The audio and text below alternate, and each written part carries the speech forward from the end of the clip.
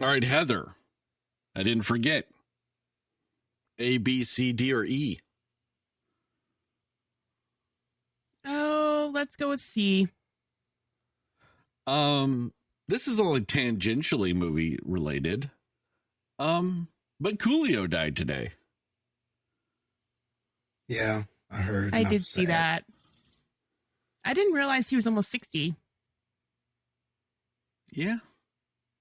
Yeah, that's crazy too. You just forget how much time has passed. I mean, it's just, yeah. And then it was just like, from what I understand, he was at a friend's house, right? And he just went to the bathroom or something, went to another room and never came back. And then they went in there and just found him there.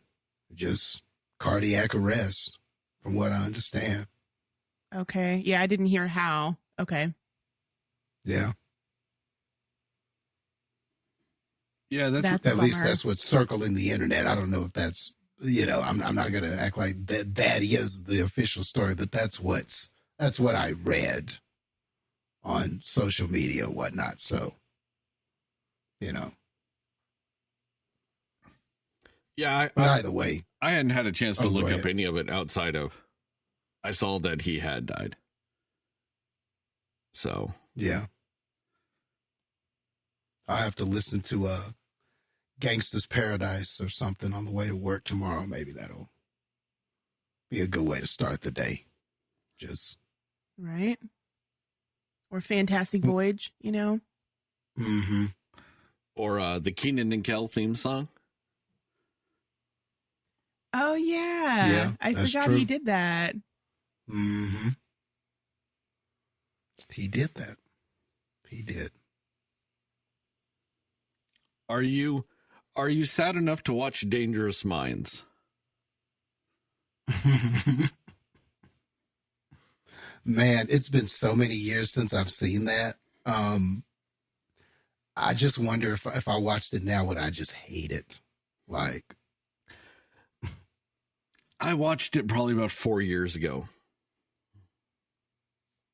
Don't. But it wasn't even like, man, Michelle Pfeiffer gave a spirited performance.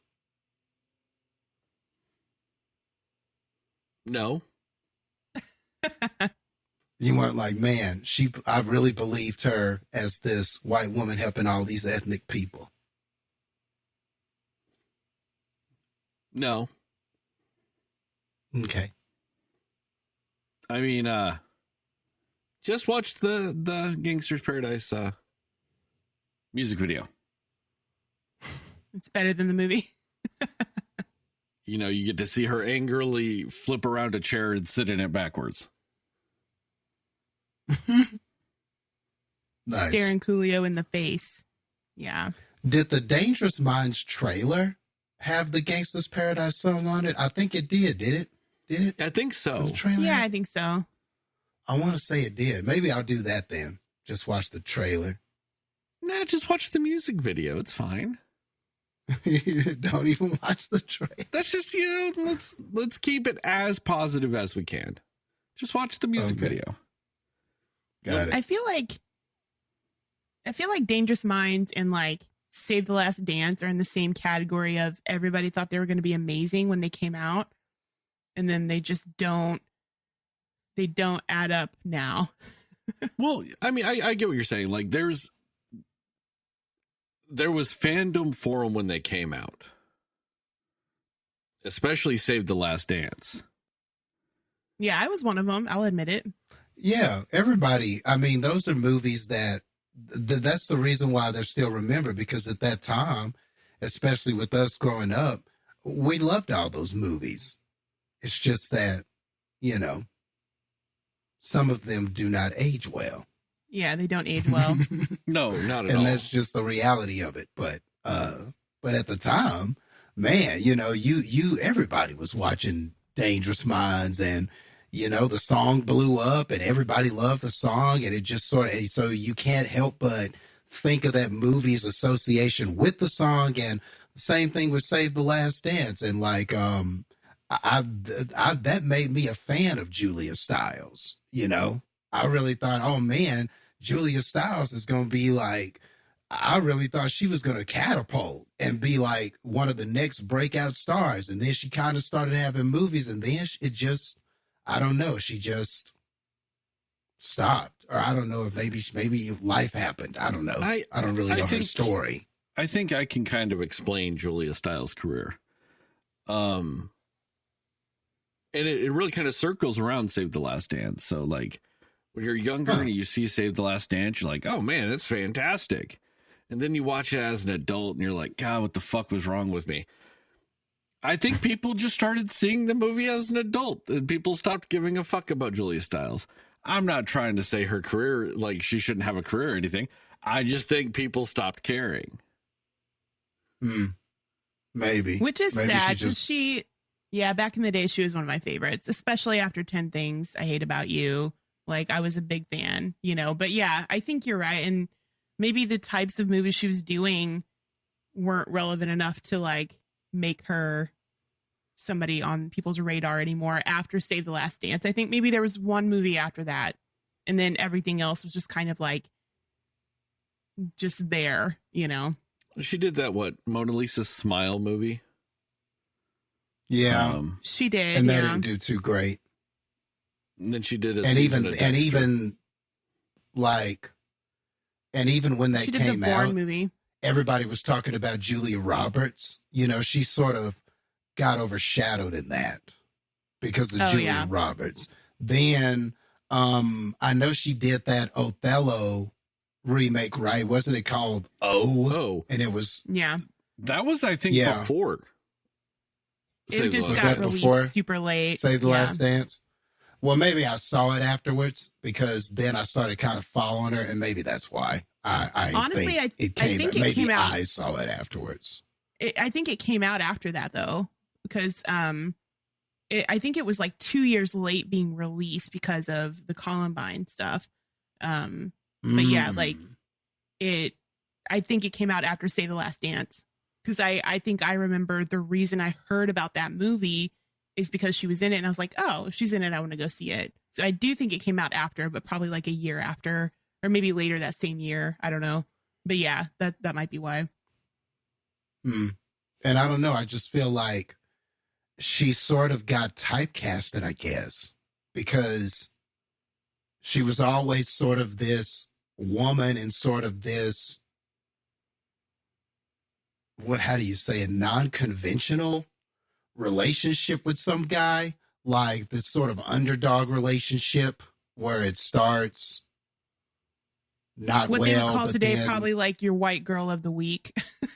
She was always just kind of like that role in things. Well, yeah, I think you're right. No, but I kind of get what Jastin's saying, because I mean, even nowadays, interracial relationships aren't always, looked upon with the best of light. And so she did a couple of movies where she was in an interracial relationship. She did 10 Things I Hate About You, where she's with the grungy stoner kid, even if that wasn't really who he was, type of scenario. I kind of get what you're saying, Jastin. She's in kind of alternative relationships, if you will, especially for the like late 90s, early 2000s. Yeah. And I guess it got to a point to where she was never popular enough to be like that big hit romance lead. You know what I mean? Because that was what is was Meg Ryan still a thing at that time? No, she couldn't pass Kirsten Dunst. Yeah, Kirsten Dunst. Her Mona Lisa, but you had a ton of them co-star at that time, right? Like, because you had the vets like Julia Roberts and all of them, right? And then you had like, and even before that time, maybe Meg Ryan was just coming off. Maybe she was just cooling down. Meg Ryan would still be one of the vets at that point. Yeah, but she was still in some movies at that time. And then what's the one in 27 Dresses? That's way too early for her. Katherine Heigl. That's too. Sandra early. Bullock was still big. That's a fair Sandra one. Bullock. Okay, now maybe that's where I need to be. Yeah, Sandra Bullock, and you had like all of them Reese on Witherspoon. screen, right? Yep. Yeah, Reese Witherspoon. So see, she was never big enough to be a lead and compete with those movies. So she was sort of stuck in like this second tier, like odd couple relationship, white girl. I think you're right, place. Jastin. Like, yeah, like I think you're right, Jastin, because she was maybe a little bit too typecast. Because I mean, you wouldn't be able to see her as like, oh, she's this like quirky, silly rom-com person. She had more of like she did the more serious type of stuff, even in the funny movies she was in, right? She had a little bit more of that, what Sterling called like that alternative type of thing about her. And I think that because she was seen as that more than just like a rom-com star, she was seen as that character. You know, I think she was a little bit too typecast for people to be like, yeah, I want to see her in a bunch of rom-coms. And the one rom-com she did with Freddie Prinze Jr. bombed, which sucks. But, you know, it was just like, it was so in the middle of all these other good rom-coms, I think, back in like the early 2000s that, you know, it just wasn't, she didn't stand out in the rom-com genre, really, unfortunately. And maybe I think she's a good actress. Saw her as, and so they didn't take any more chances with her. Like you said, see, maybe that bombing that you're talking about with Freddie Prinze Jr., maybe that meant a lot more at that time because that was such a saturated market back then. It's weird to think that there was a time where just rom-coms were just the thing. Like they were just so many coming out, you know? What movie did she do with Freddie Prinze Jr.? It's this movie called Down to You, I think, where, I can't remember what it was really about, except like she met him and they had like this off and on, you know, romance type of thing, and then they actually fall in love. It's a very basic story that I don't even remember the plot points of, but it was back in the early 2000s. She also did that one with Jason Lee, where Jason Lee was engaged to Selma Blair, and she was a guy thing, I think is what it's called. Yeah, and she was Selma Blair's cousin or something. But yeah, it was pretty much a guy's version of, the Sweetest Thing. It was that type of movie. Okay. But yeah, that I remember that. I do not remember that Freddie Prinze Jr. movie. I don't either. I'm looking it up right now. But I just figured, have been early 2000s. And I just figured, it bombed, so maybe that's why I didn't hear about it.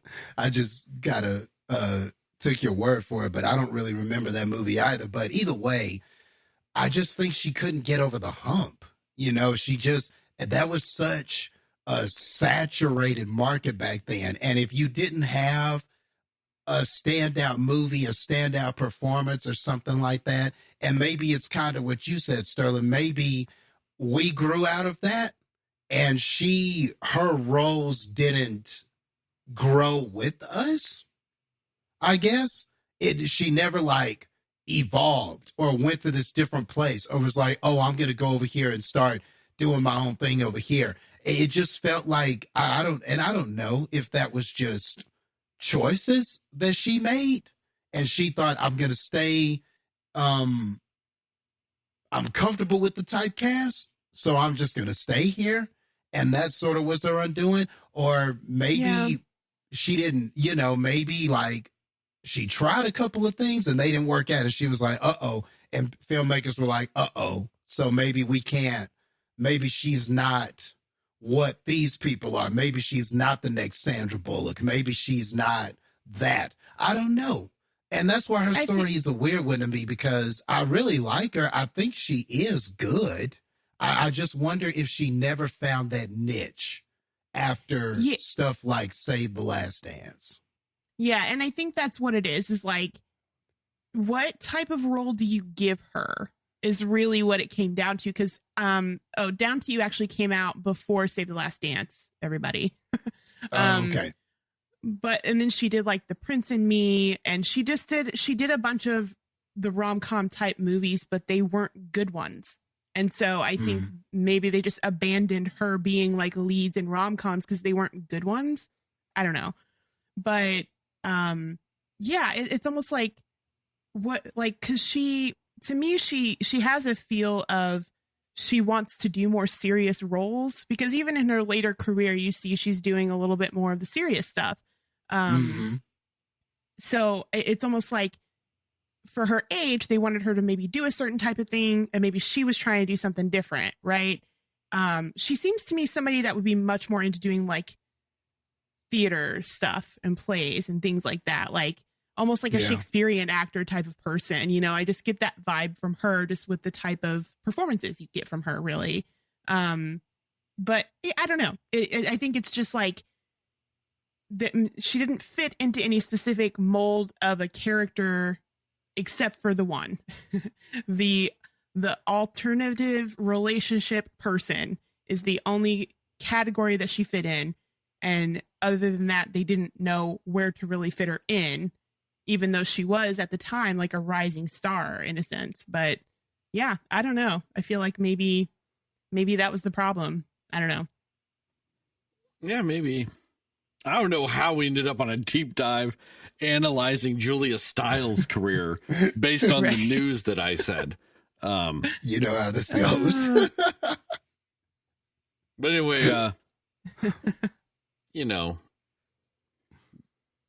sucks that Coolio died. That's such a like we fucking totally hard just went the transition. other way. Such a detour. Jesus Christ, that's hard. Oh man. Yeah, that's rough. Like, yeah, I don't know. Let's just move the fuck on. I mean, Jesus. All right, so here's our theme song.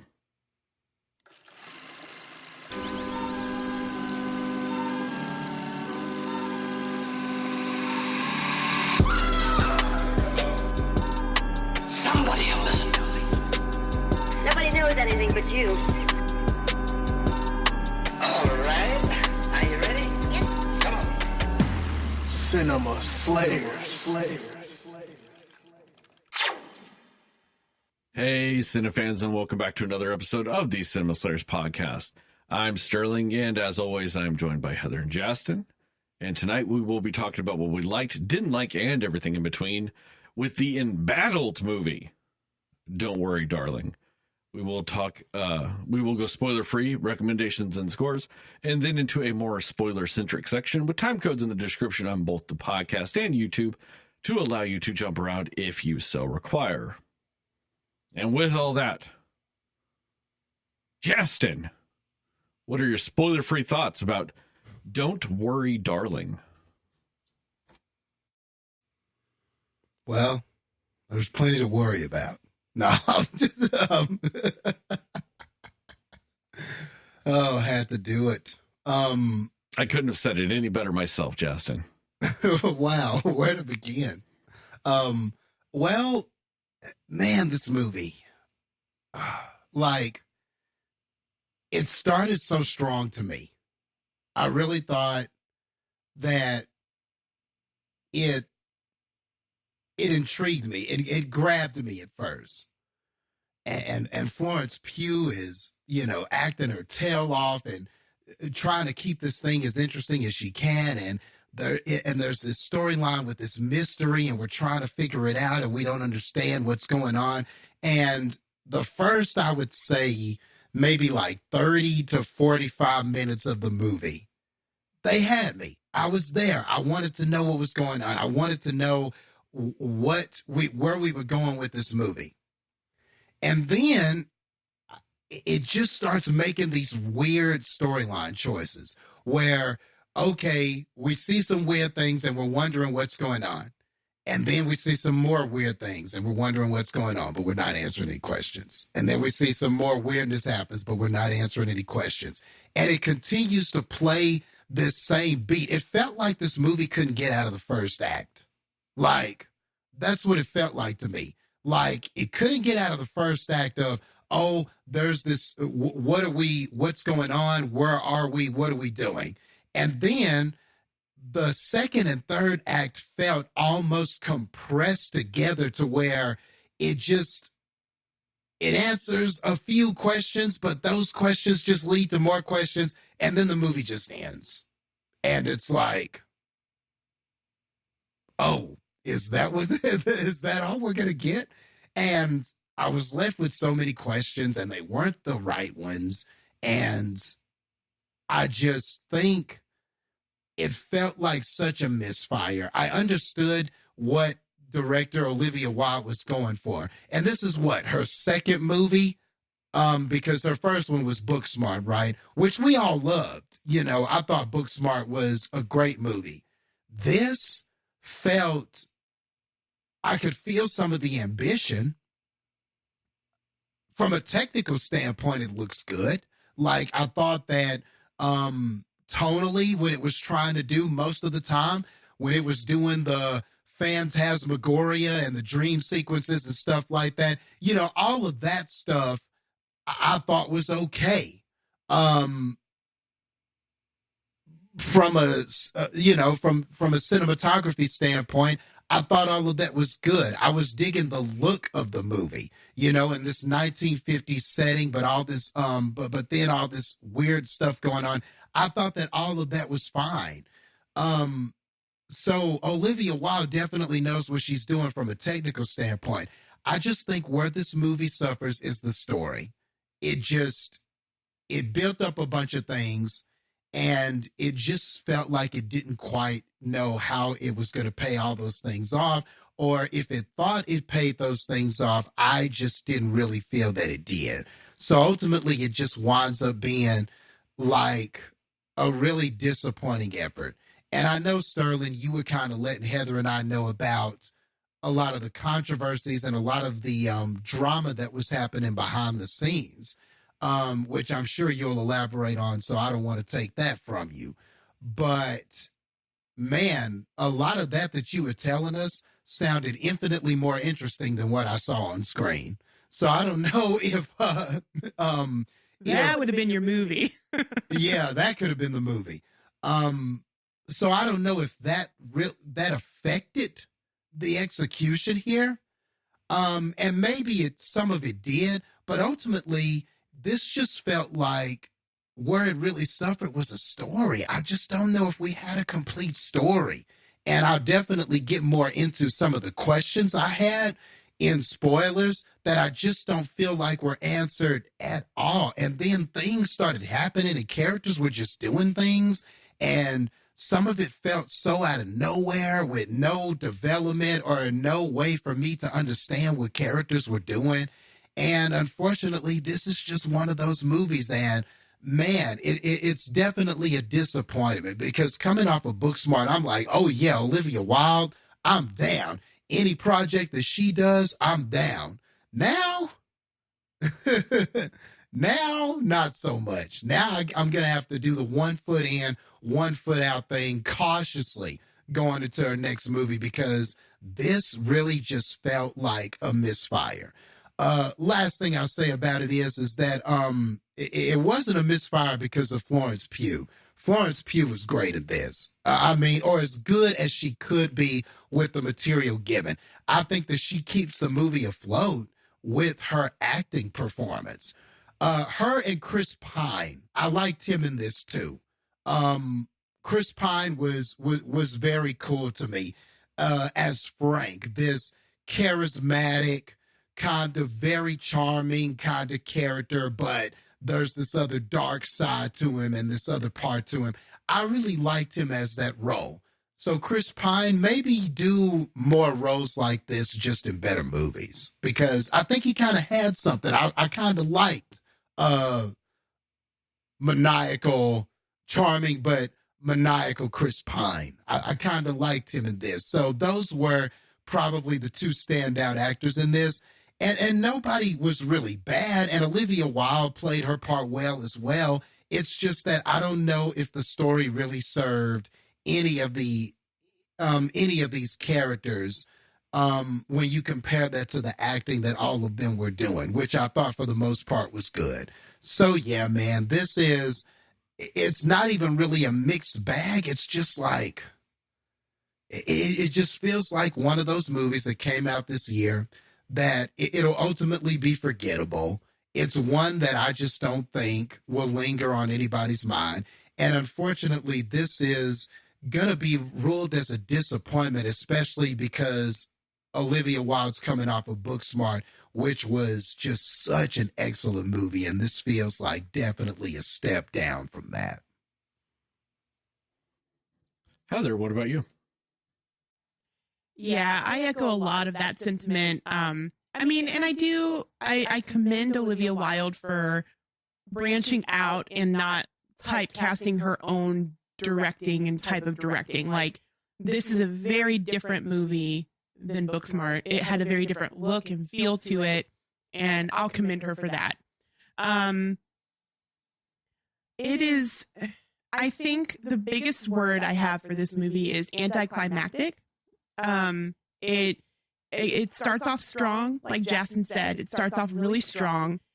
Well, not really strong. It starts off strong, solid. It's a solid start to the movie. It engages you. It drew me in, at least, to be like, okay, what's happening? What's going on? And it was the performances that did that for me. It starts off with a little bit of things that, Florence Pugh's character is kind of trying to figure out, just little tiny subtle things. And it kind of goes from there. But yeah, it's its own downfall. The story itself is its own downfall. I definitely want, because this has been like a huge thing that people keep talking about with Harry Styles in this movie. He was honestly not bad at all. I have no issues with his performance in this movie. I'm not saying he's great. I'm saying, like, compared to everybody he was up against, he was very serviceable in the role. I don't think that he is in any means the worst thing about this movie at all. There were parts that I was like, okay, it's solid. He did a good job. He did the role, the amount that you would expect him to do for the role, especially being like absolutely the least experienced of the actors in this movie. He was fine. I have no issues with it. And it kind of bums me out that everybody's just like, oh, he was terrible, blah, blah, blah. He wasn't. I don't think he was terrible at all. So, but definitely, I mean, when you're up against Florence Pugh and Chris Pine, like, that's a tall order. You know what I mean? But they they did bring it to life more than it would be with anybody else in the roles, probably. Like, Chris Pine, Florence Pugh, really, they brought something more interesting to this movie than the movie itself was. They were better than the movie. Their performances were better than the movie itself was. There's even a scene between the two of them at a dinner table at one point, and it's probably one of the best scenes of the movie, to be honest. But yeah, it's very middle of the road for me, because I do think visually it's very beautiful, great cinematography. I do like how they filmed those kind of like, I guess, dream sequences or whatever sequences those were. I don't necessarily think that I get the point of those fully in this movie, but they looked cool. I'll give it that. I think it was ambitious. I just think that it bit off more than it could chew, in a sense. Like, it basically just, it kind of went like this, like a graph, and then it went just down. Like, it did not go anywhere, really. And by the time you kind of figure out what's happening and what's going on, you kind of don't care at that point. You're kind of like, I'm kind of over it at this point. Like, you're not necessarily surprised by what goes on. If you are, you're just kind of like, oh, okay, that's what's going on. But it's not like this big shock, big twist, big anything. It's just a resolution. It's just the resolution to the movie, and you can take it or leave it, and you honestly don't really care about how this movie ends, which is really unfortunate, just because of how they tell the story in a very very weird way. I don't know. It's almost like they knew how they wanted to start this movie and they knew the ending point they wanted to get to, but getting to that point was like a hard stop. You know, they just ran out of steam, and like they spent all of their effort trying to engage you in caring about the movie at the beginning, and then they just said, yeah, they're in now, so whatever, we're done. We're not going to try anymore. That's kind of what it felt like. I've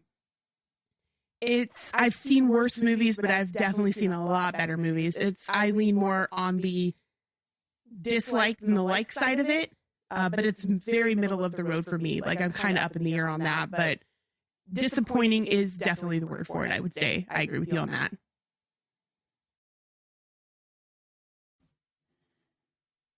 Holy gigantic steaming pile of shit, Batman. Tell us how you really feel. The movie's a goddamn mess. Like, it's a fucking mess. If you ever want to see a movie to define what the fuck a mess is, go watch this fucking movie. I mean, the performances are fine. You know, like Heather said, I'm not offended by Harry Styles in this movie. I'm not offended by Olivia Wilde or Nick Kroll or any of the random other fucking people in these movies. I'm not offended by them. I mean, they do a fine job. A lot of people were freaking out about Harry Styles' American accent towards the end of the movie. And I'm like, that takes up like 35 seconds of screen time. And it happens at the end of the movie. So, you know, if that becomes your issue, what the fuck were you doing for the first 2 hours and 15 minutes of this movie? Right. Because that's not it. That is not the issue with this movie.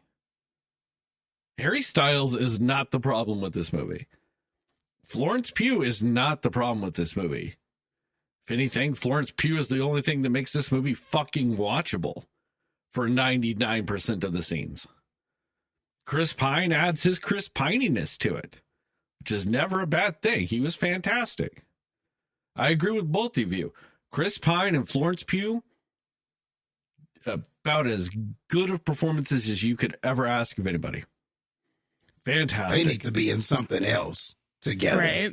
Something better than this. It is some of the, if you also ever want to see the definition of acting way better than your role, watch both of them. Correct. 100%. Because I guarantee you the script was nowhere near as good as their performances were. Because if you watch any of the rest of the movie, you know for a fact the script was nowhere near as good as what they brought. Because Correct. This movie is just an incoherent rambling of a madman. It is a cocaine-fueled dream, but not in a cool way. Not in like a Nicolas Cage face-off kind of cocaine-fueled way. In the, oh man, you need to go back to rehab for your 9th time kind of way. It's a mess. I mean, narratively speaking, without getting too much into it, I probably figured out the ending to a relative degree, not with complete specificity, but in an in general way, I more or less figured out the ending within the first 30 minutes. And that makes it, I'm not gonna lie, it probably makes it an even rougher movie to watch doing that. Because you're even more fucking bored. Because this is a fucking, like, mystery suspense thriller type of movie. And when you figure out the end so fucking early in the movie, it offers you almost nothing for the rest of the film. And on top of that, without also going into specifics, there's a dance scene in this movie. I timed it. I just had a feeling to. So I'm in the theater and I hit start on my stopwatch on my watch just because I just had an inkling that maybe I need to do this. It was 7.5 hours long. Did you guys know that? Just that scene. Wow, is this so long? It never It stopped. kept going. It really did. It was the weirdest thing. Oh yeah, 100%. Yeah. At a certain point, I am holding back screams while I'm watching this because I just want to angrily berate the movie to fucking end the scene. Like, we get it. Harry Styles can dance. Fucking stop. And it doesn't. And it goes uncomfortably long, but not in like that kind of way that would add to the movie where you're like, oh, there's a real point to all this. There was a point to it that actually ties into the movie. It's just a very shitty point. And then on top It of that, wasn't as effective as they wanted it to be at all. yeah, and it's just uncomfortably long. And repetitive too. I literally think they looped the same dance like choreography like 27 times. Yeah, right. They just went, hey, dance for a little bit. And they're like, all right, is that all we're going to need? And they're like, yeah, we'll just loop that nonstop. And he's like, well, I could actually just dance it. And they were like, no, God, no. We're just going to loop the same shit over and over again. I will say I would be interested to see Shia LaBeouf's version of that dance. I think they added that for Harry Styles. You know what? You could be right. Yeah. But if they didn't, if that was in the script, we missed out on gold.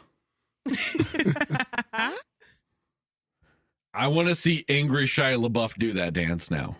Oh yeah, right? You know, I mean, this movie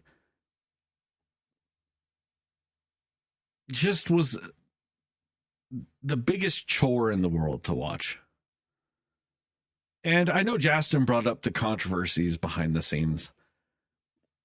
You know, I almost don't know if I want to talk about that, Jastin, because I don't think it's worth it almost. I think if this was a better movie, sure, we get into it. I don't think it matters. I'm like, the movie just sucks. I mean, the only way I really would care about the behind the scenes drama now is if they did something like Into the Heart of Darkness or Lost Souls, the doomed journey of Richard Stanley, which was the documentary about making the Island of Dr. Moreau sequel or reboot, you know. And Into the Heart of Darkness is the behind the scenes version of making Apocalypse Dawn. So if they had a behind the scenes documentary about the trials and tribulations it took to make this movie, maybe I would watch that. Because both of those two documentaries I just made, I know a lot of people love Apocalypse Down. I'm not trying to dog that, but Into the Heart of Darkness is better. It's fascinating as fuck.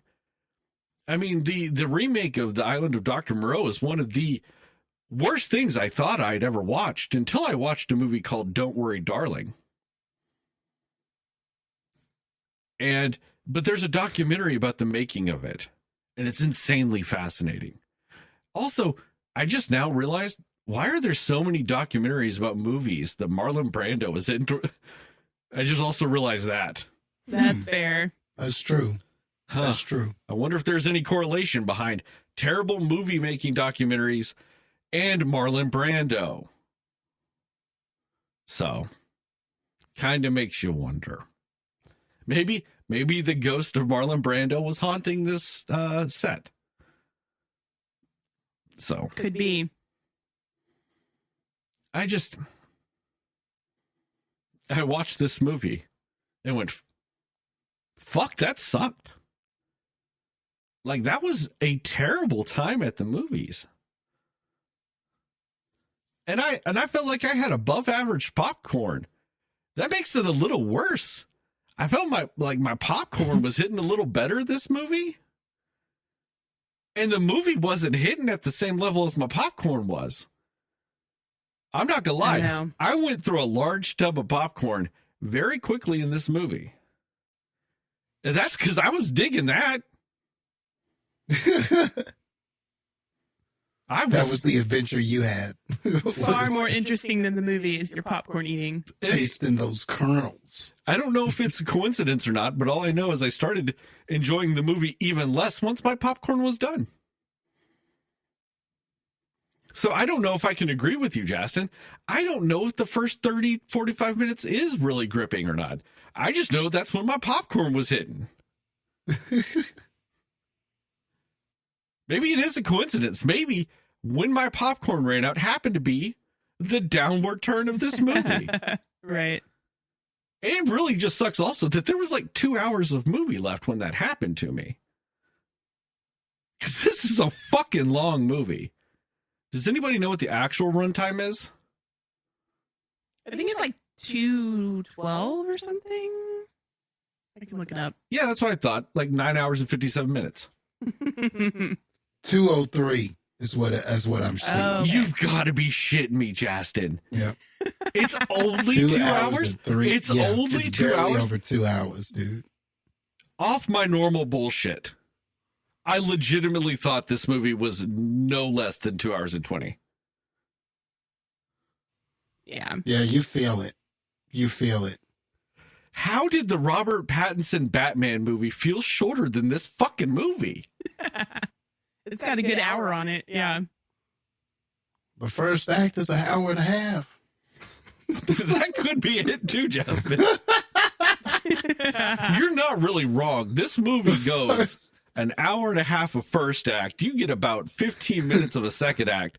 And then you get the end credits in the third act in a brisk 30 seconds.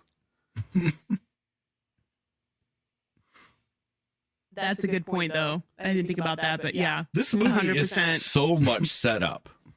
Yeah. It is so much set up. And only about, I don't know, a third of the setup is actually necessary to the end?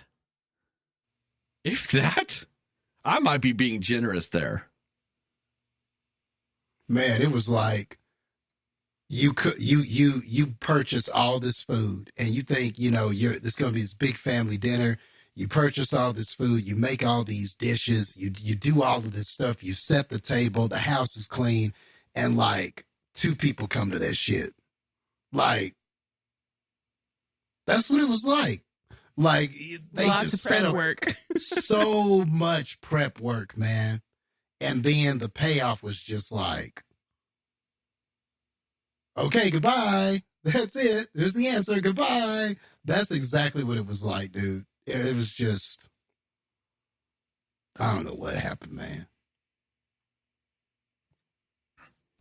Yikes. Yeah. I mean, this movie prepares you for the end pretty much just as well as high school actually prepares you for real life. It's just a bunch of shit. And they tell you it matters.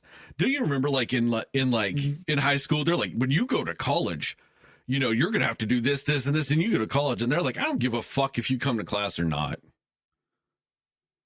Just come You take got to some learn tests. cursive in the real world. No, Yeah. you don't. Oh, yeah. They were real big on cursive. They're like, this is Cursive, how yeah. business people operate.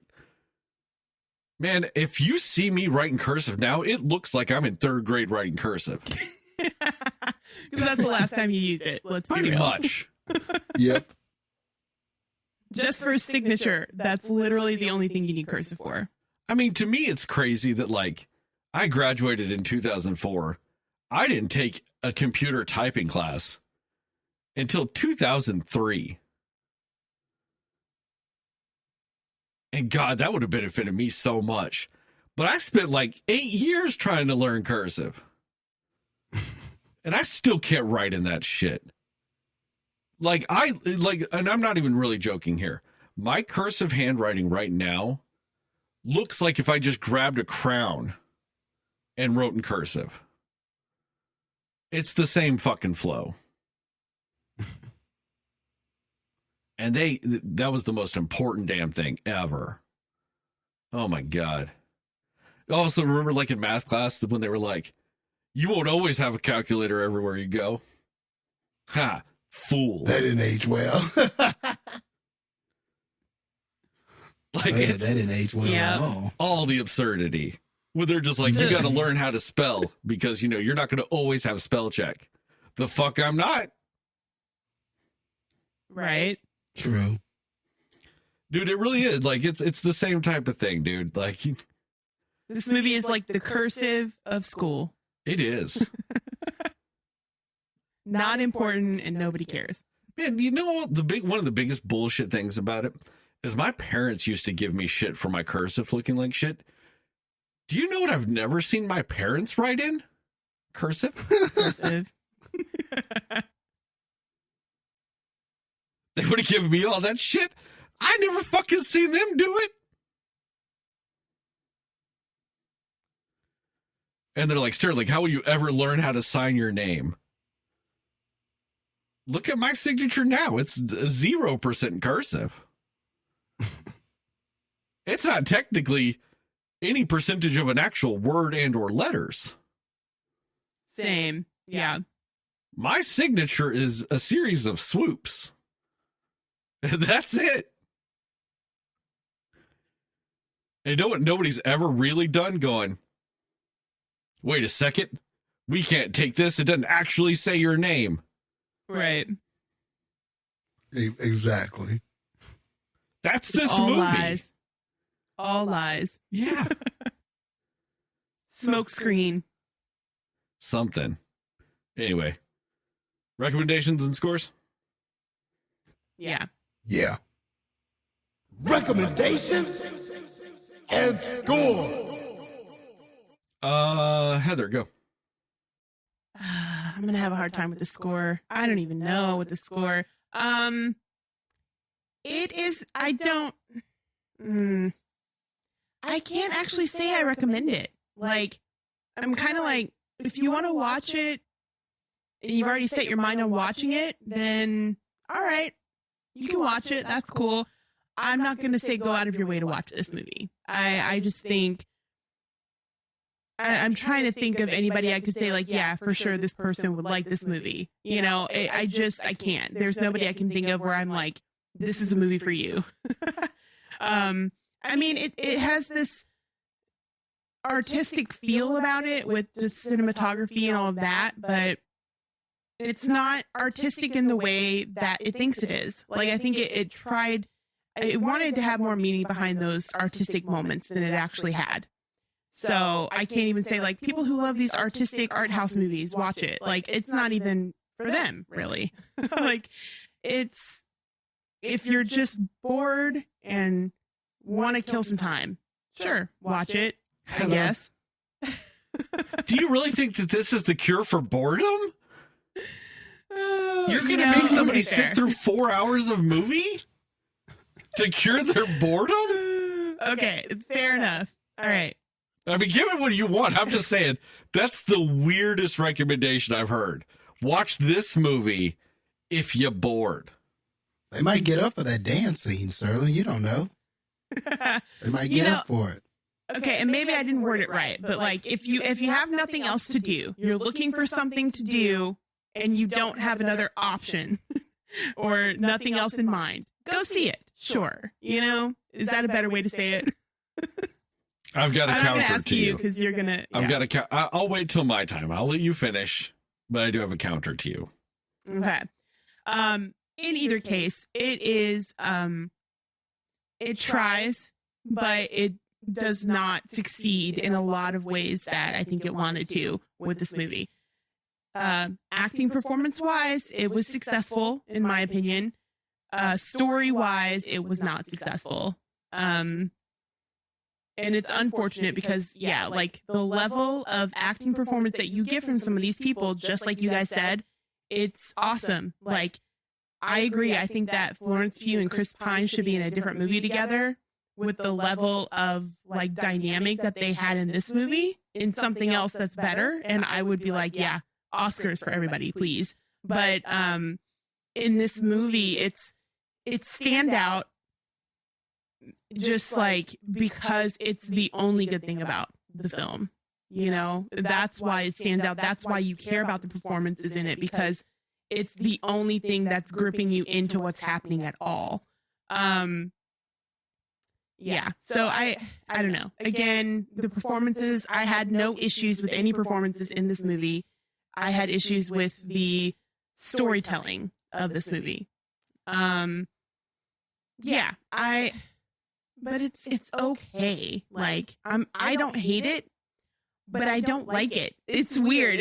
I'm in a weird place with this movie. I almost want to just give it like a middle, like half and half, but I think it's a little bit lower than that because I'm not fully just like, it's okay. I'm more like, nah, it was a movie. So it's a very hard line. I'm going to go with,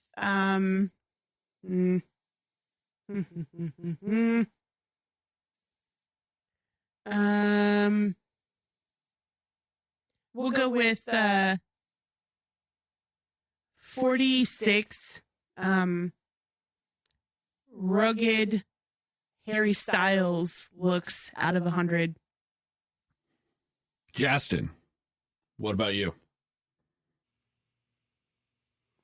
Yeah, it's going to really be hard to recommend. I just don't know if there's anything good enough in this to recommend. Like, I try to think about what a person could maybe get out of this, or is there something unique or interesting about it that you haven't seen before? I can't really say that.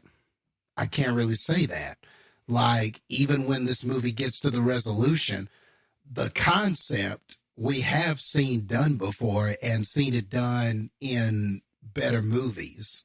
So it's hard to recommend it on that. I don't think it's unique enough to where maybe you get something out of it that way. Aesthetically, while it does look good, I mean, it doesn't. I don't know if it looks good enough to go see. It's the cinematography is not spellbounding enough. The look of it is not. It's not unique enough in that way either to suggest that somebody need to go see this. And I just feel like there are going to be a couple of better movies out that you'd rather spend your money on. And we're just around the corner from October. It's Halloween time. You know, people are going to want to be in the mood for something scary. People are going to want to see some dark, twisted movies. And we got a line of those coming out. I just feel like this is going to fall by the wayside. And I feel like this is one of those where even the mood of the country is about to change because everybody gets down when Halloween comes around, when October comes around. And this is a movie where it needed to be good enough, I think, and have that word of mouth and that residual people talking about it and praising it. I think for it to hang around in this sort of season. And unfortunately, I just don't know if it does anything well enough. I just feel like this is going to be forgotten about in a few days when like Smile comes out and all of these scary movies come out. Everybody's going to be checking those out. I just feel like this will just fall to the wayside. And that's unfortunate because I really think Olivia Wilde started strong. So now I think this is going to put her in a situation where she's going to have to pick herself up from this or come back from this or show, hey, that may have been a misstep, but this next movie, this one's going to be good. But unfortunately, this ain't it, man. This just ain't it. So no, I can't in good conscience recommend this. Even if you're a mystery person, it's not an interesting enough mystery. I just don't think it is. So with all that being said, we're going to go 42 and a half. Chris Pine's watching you have sex and kind of digging it out of 100. Yeah, that was a thing that happened. Fuck no, I don't recommend this movie. Get the fuck out of here. Heather said if you've got absolutely nothing else to do, you should watch this movie. I don't know, go learn fucking cursive. It's about as useful. Touche. I did not like this movie, and I did hate this movie. I feel like I'm picking on Heather. I'm not.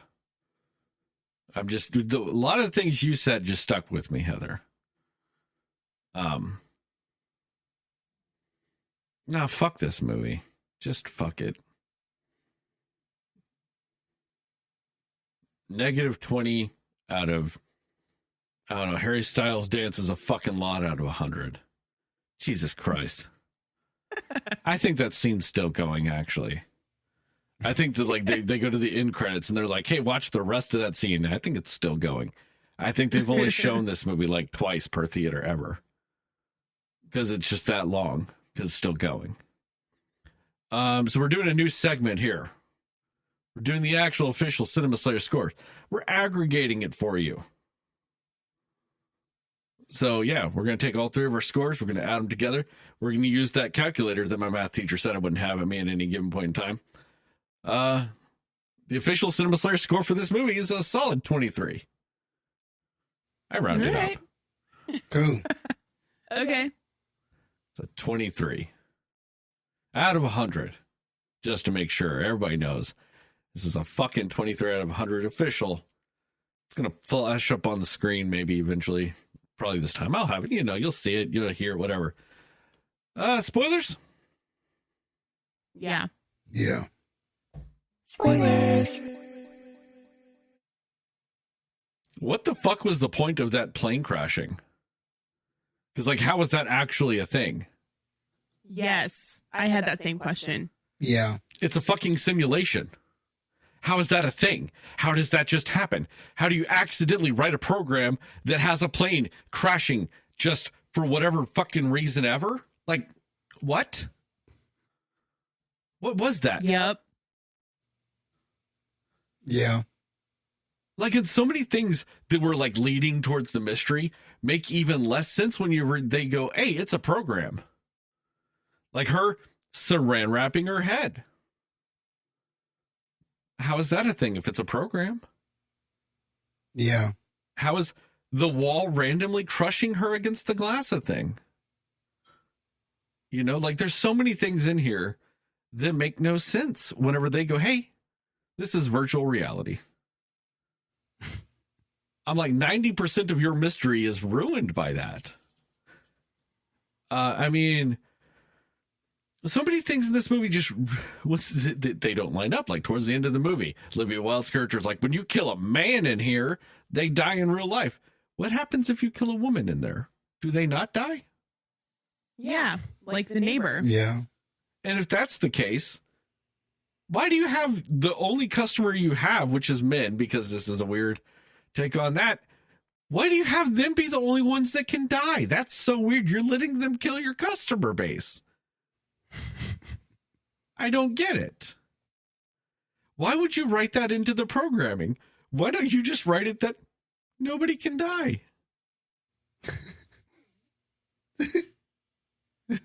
Why not? Why do you write that into your code? Like so many things in this make no sense because they're like, it's a simulation. 90% of your movies ruin that because in a simulation, those things can only exist if somebody writes that code for it. So why do you write all that code? That's ultimately useless. You know, like the plane, them remembering shit. You can get rid of all that. You know, like her having visions of her friend and like slamming her head into the mirror and all this stuff, like, and having creepy visions. That's only possible if you write the code for that to happen. Yeah. And if it's some sort of glitch or some sort of interference with the programming, you need to be able to explain that in some sort of way. Why was Florence Pugh's character and Margaret, that other woman, why were they the only ones seeing weird things or having these visions or something like that? What was the correlation there? There just was no explanation. So what did any of that mean? Like, and how come it wasn't explained that, oh, this is a glitch, or something about her will was somehow breaking through the programming? Something. Just give me something, man. But they didn't give us any of those explanations at all. They also weirdly apparently made it a part of the code that if any of the people that are trapped in there and not there on their own free will see blood, it breaks the program's hold on their brains, apparently. That's more or less what happened to Florence Pugh's character when she saw her friend die covered in blood. That snapped her out of it. Then at the end of the movie, when Florence Pugh is covered in blood, it snaps all the other women out of it. That's a weird thing. Yeah, just immediately. Well, like, why don't you, I don't know, not write blood into your fucking program? Yeah. Like, there's so many ways around all this shit. And it's there because they need a way to end the movie. They need these convenience factors. They need ways to add to the mystery. It's just none of it lines up. Your climax, your ending, your revelation of the mystery doesn't line up with 90% of the clues you put in this movie. And at the same time, when I said earlier, I figured out the end of this movie, I didn't necessarily figure out it was a simulation. But I did figure it was in modern times. Because a few times earlier in the movie, and where it truly clicked for me, is there's a scene where Christopher Pine is standing there and he's talking to everybody. He's giving this big opus charismatic cult leader speech. And he says something to the effect of, you know, other people might not agree with our lifestyle here and our choices, but, you know, we made them and this is for us. And it has the appearance of being in the 1950s. I'm sorry. Okay, what about the way they were living was weird for the 1950s? Nothing. And that's exactly how that was peak living in the 1950s. And so to me, my brain just starts thinking like, well, then what could he mean by that? Because they put a lot of emphasis on that line. You know, they put a lot of emphasis. And like I said, I think he says it a couple of times over the broadcast they had done. But that's when it really hit me, was that scene. And in my head, I go, well, contextually speaking, the only way that this lifestyle, where the woman's completely subservient to the man and all this other stuff, would be in generally considered weird or wrong, is now. So the only way that that line makes any fucking sense in any regard is if it's taking place now. So, yeah, I had that revelation then. And, yeah, I just, you know, it really sucked being right at that. Because, like I said, it makes the movie so boring. And at least at the end, if I was wrong, I'd be like, oh, shit, okay. Like, that'd be an actual surprise. God forbid this thriller surprised me in any way, shape, or form. Well, that'd be fucking nuts. It just really takes away from the whole movie. And like I said, I didn't predict it was a simulation. I'll be fair to that. But it honestly would have made more sense to me if they were just kind of brainwashed and in like a little bubble area. Because then that plane sequence might have actually made a little sense. Yeah. The whole losing grip on reality due to brainwashing and all those other things would have made a little bit of sense. Because that's not programming at that point. Because, see, that's my problem with it being a simulation. Is for it to exist in a digital world, you have to write it into the digital world. If it's just brainwashing, you can argue, yeah, there's tricks of the mind, all kinds of things. That's a legit argument if it's brainwashing. It doesn't work in a simulation, though. And so yeah. I kind of at least wish they had gone down that route. Movie would have made infinitely more sense than it did if they had done that. You know? Well, an interesting thing is like, and I was just looking it up because that was a question I had too. They're kind of the article I read was basically saying that it was a trick of the mind, that basically that plane crash wasn't real, that it was something that Alice just saw. And they're basically chalking it up to like, you know, because she's having flashbacks and memories of her life before. But I guess the neighbor, she had just seen the neighbor's kid or the neighbor or something just had like a toy plane that looked exactly like it. And she saw that, and then the plane crash was made up in her mind. But they were saying that the significance of, or the importance of the scene with the plane was just her way to be able to see the headquarters and start questioning that, because that's why she went out there, because she saw the plane crash. It doesn't make it a better explanation, but that's just the article that I read about what they said with it. They're factually wrong, though. The audience sees the plane from the kid. Yeah. I don't think she does, unless Alice, unless the friend that kills herself was holding the plane. Maybe. Yeah, and I don't remember. But I know there's a flashback to when the friend's walking in the desert and the kid has the plane, and there is a flashback where the friend is holding it. You know? But like, that's the thing, is they're mixing then altered mental states with computer programming. Yeah. And that doesn't line up to me. Maybe they could have made it line up, but that's the problem, is they didn't. It fucking sucked. Like, they didn't make it line up. You know? Like, so many things in here, they play like it's tricks of the mind and not computer like shit. You know, those, and they didn't, and if, you know, they were trying to do both of them combined, okay. They didn't do a good enough job combining the two. Then they weirdly are two separate things happening coincidentally at the same time. She's in a simulation and having tricks of the mind. Okay, I guess. That doesn't help your movie. And you know, and maybe that's fair, Heather. You know, and I'm glad you looked it up. And at the same time, I'm going to forget it in about an hour when we're done recording this, because I'm never going to want to fucking think about this movie ever again. So, it's just, that's still a rough explanation. I really feel like it's reaching. I really feel like that's the writers of this movie going, that's what we meant for it to be. And, you know, nobody actually showed it in the movie. But, you know, when we wrote that scene, that's what we were thinking. Jesus. And I agree. And then they get to that dance scene. Oh, my God.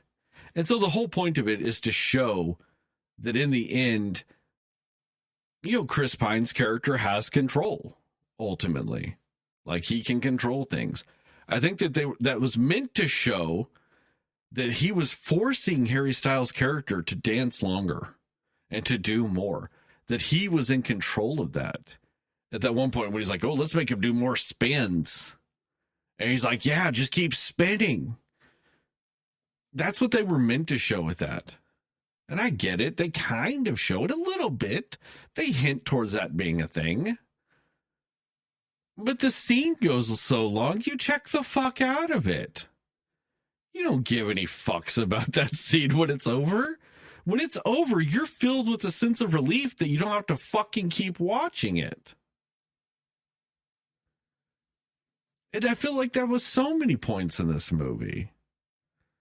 Like, that scene, even though it's so incredibly well acted, and it's right around the time of the dance scene, where, like, Florence Pugh's character is sitting there, and they're at that party, and he's about to get that honor, and she's like, no, please, let's go home. Let's just go home.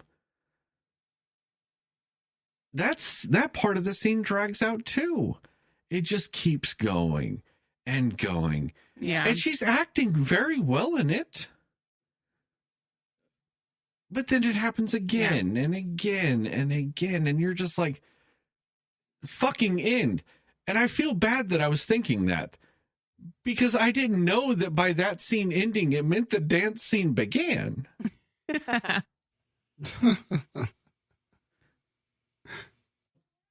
That was the longest stretch of a movie I think I've ever watched in my goddamn life. It was just so long.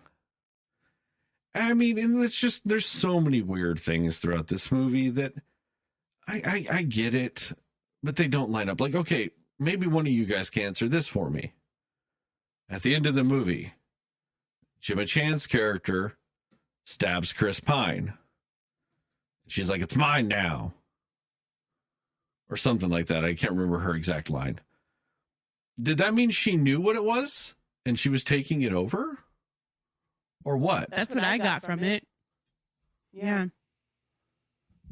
Yeah, it seemed to me that she knew what it was, and now this was her opportunity to take it over.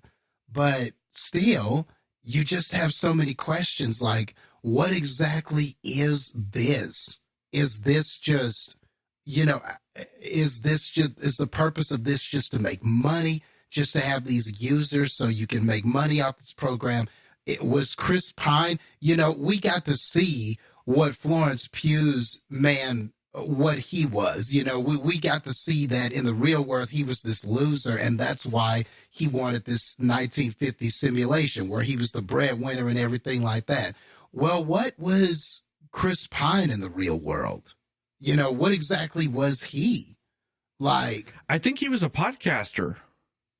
Like one of these alpha male podcasters. Or something like that. Maybe he was a scientist that had a podcast or whatever.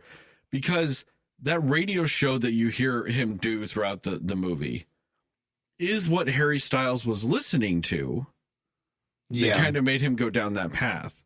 So I think it's That's like that true. toxic masculinity alpha male podcast type of thing is what he did. And I guess he had a partner or whatever who helped him develop this alternate reality shit. And maybe that's what it was. Maybe he was like a speaker of that, like maybe some sort of, like you said, a podcaster, motivational speaker, something, but we don't know. We just don't really get those answers. So when she does that, I was just like, okay, there wasn't enough development with her for me to care about her doing that. I didn't know I didn't know who she was, or was she opportunistic? Was she captured too? I don't know. Because the way she defends it earlier in the movie makes you feel like she's in control or under the control of the simulation.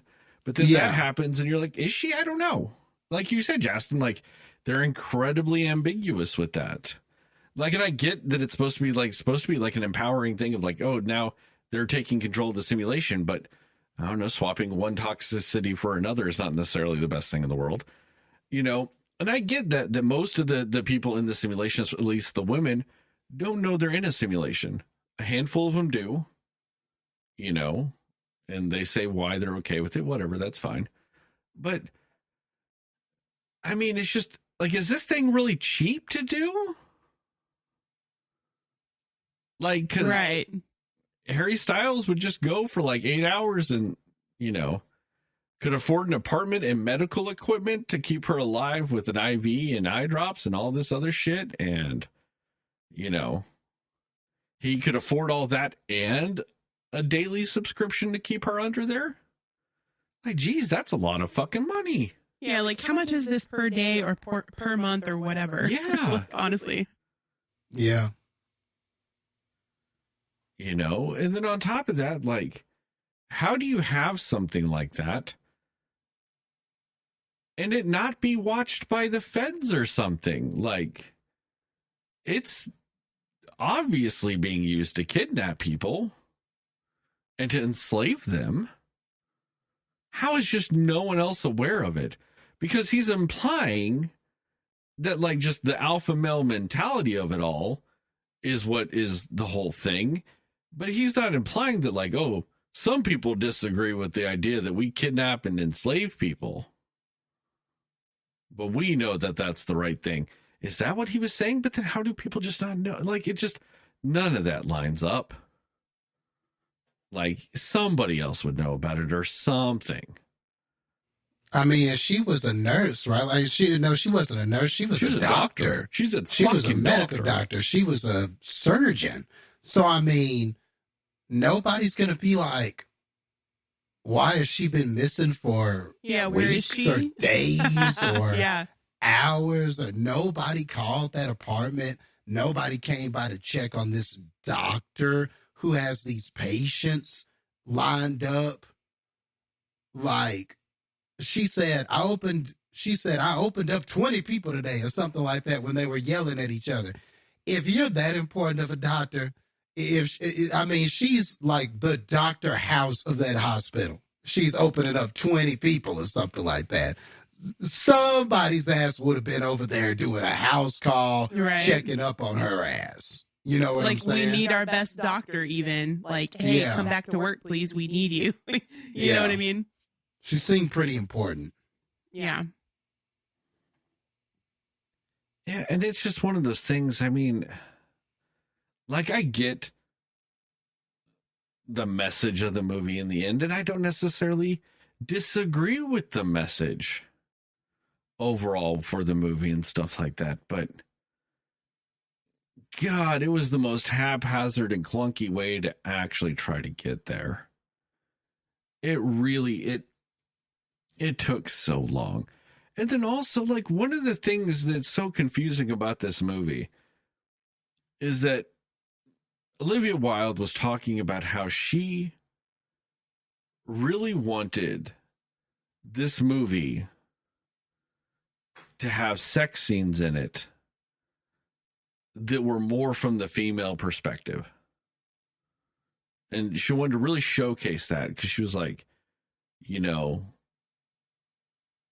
we used to have sex scenes and they were always filmed in one way. And I want to do it in a different way to like empower it in a different way.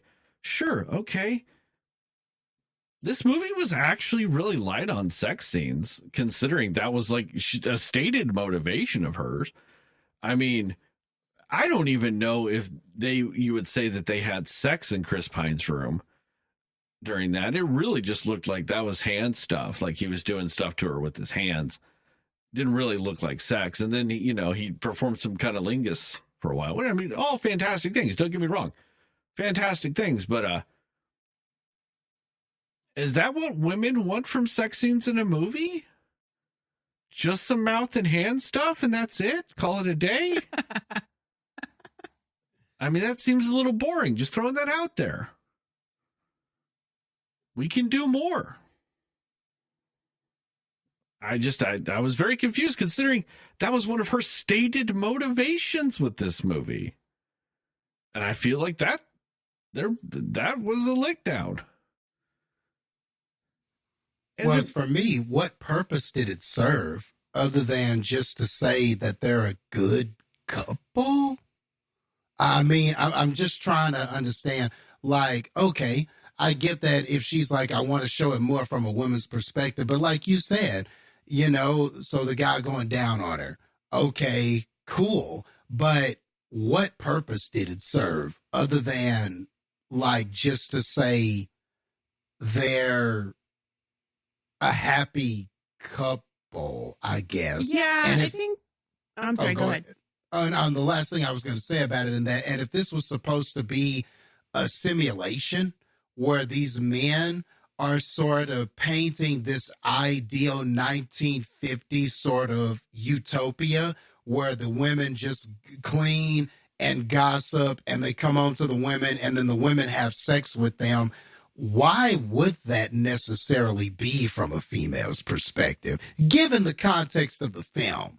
You know what I mean? That's a great So even point. that feels like a misstep because if anything, it probably would have been more effective if the sex was rough and kind of abusive and kind of something like that. And then the next day, Florence Pugh just takes it and then wakes up the next day and acts like nothing happened, acts like she's happy, acts like she enjoys it. And really, it's just this very like masculine, just really rough, just very physical, almost uncomfortable sex. And then the next day she's just like, yay, that was tight. You probably would have got more mileage out of that given what you were trying to do in this movie. No, that's a great point, and I didn't think about that. But I mean, for me, I feel like the only point that I got from why they did that was to establish that this is a solid couple that's very much in love. Everybody else in the town is very much like, oh, we have kids, we're a proper, husband and wife that has a bunch of kids, and we have this certain standard that we have to meet because of our children in this 1950s like perfect life. And they're sort of the exception to that because they're a young couple and they don't have kids. Their sex is for just having fun. It's not for making children. And they were the only couple there that really seemed like that was their point of it. And so they're trying to make it seem like their sex is more fun and it's more wild and it's more, not the norm from everybody else's because they're this young, fun couple that's very much in love. And I think it was kind of maybe to establish that they're a solid couple, and they're, still very much into each other and infatuated by each other, because I think they're trying to set up like maybe what you're expecting from them throughout this movie as a married couple to kind of throw you off at the end as to what's really going on. I really feel like that's why they did it that way. I don't know if that was the point, but that's kind of what I took away from that. That's fair. Like, I can see that. I don't necessarily think they did a great job of that. No. But I don't necessarily disagree with your statement on it. I think, to me, like, with a lot of that stuff, too, they do tie that in a little bit. Whenever, they're showing the real world, and Harry Styles is like, hey, I know you just got done, doing 20 operations today or whatever the fuck she said. And he's like, yeah, but you still want to bang? And she's like, no. Can't even shower. No. And so I get that they're wanting to show, like, to him then whenever they would go in the simulation or whenever he kidnapped her and put her in the simulation, it would, he wanted the sex life to be the exact opposite of what it had become in the real world. And I get that, like that part of it does kind of line up. It's just the stated goals of a lot of this stuff make no sense to me. And all of that really just hits even harder when you find out that like 4 or 5 years ago, like Olivia Wilde, like I want to say it was right after Booksmart came out, she was doing an interview with someone and she was like, yeah, if a movie's ever bad, you can blame the director. And you're like, God, I bet you really hate that you fucking said that now, don't you?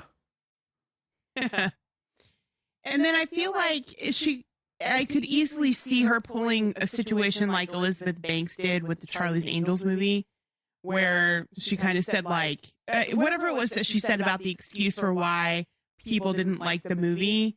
Do you remember what that was? I can't remember what she said about it, but I feel like Olivia Wilde is going to play a card of, they just didn't like it because of this, or because it was a woman director. Like, I feel like she's going to pull that card now to kind of back up her statement from before. You know what I mean?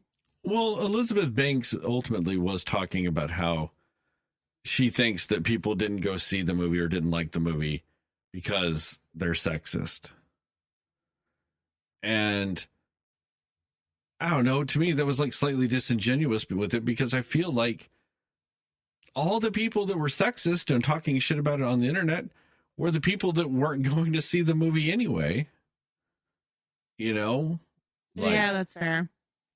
And I think that with this movie, I think, it was the number one movie of the weekend and stuff like that. But I think part of it has to do with the mix of people were curious to see what this movie would be like, because there are people like us that like loved Booksmart.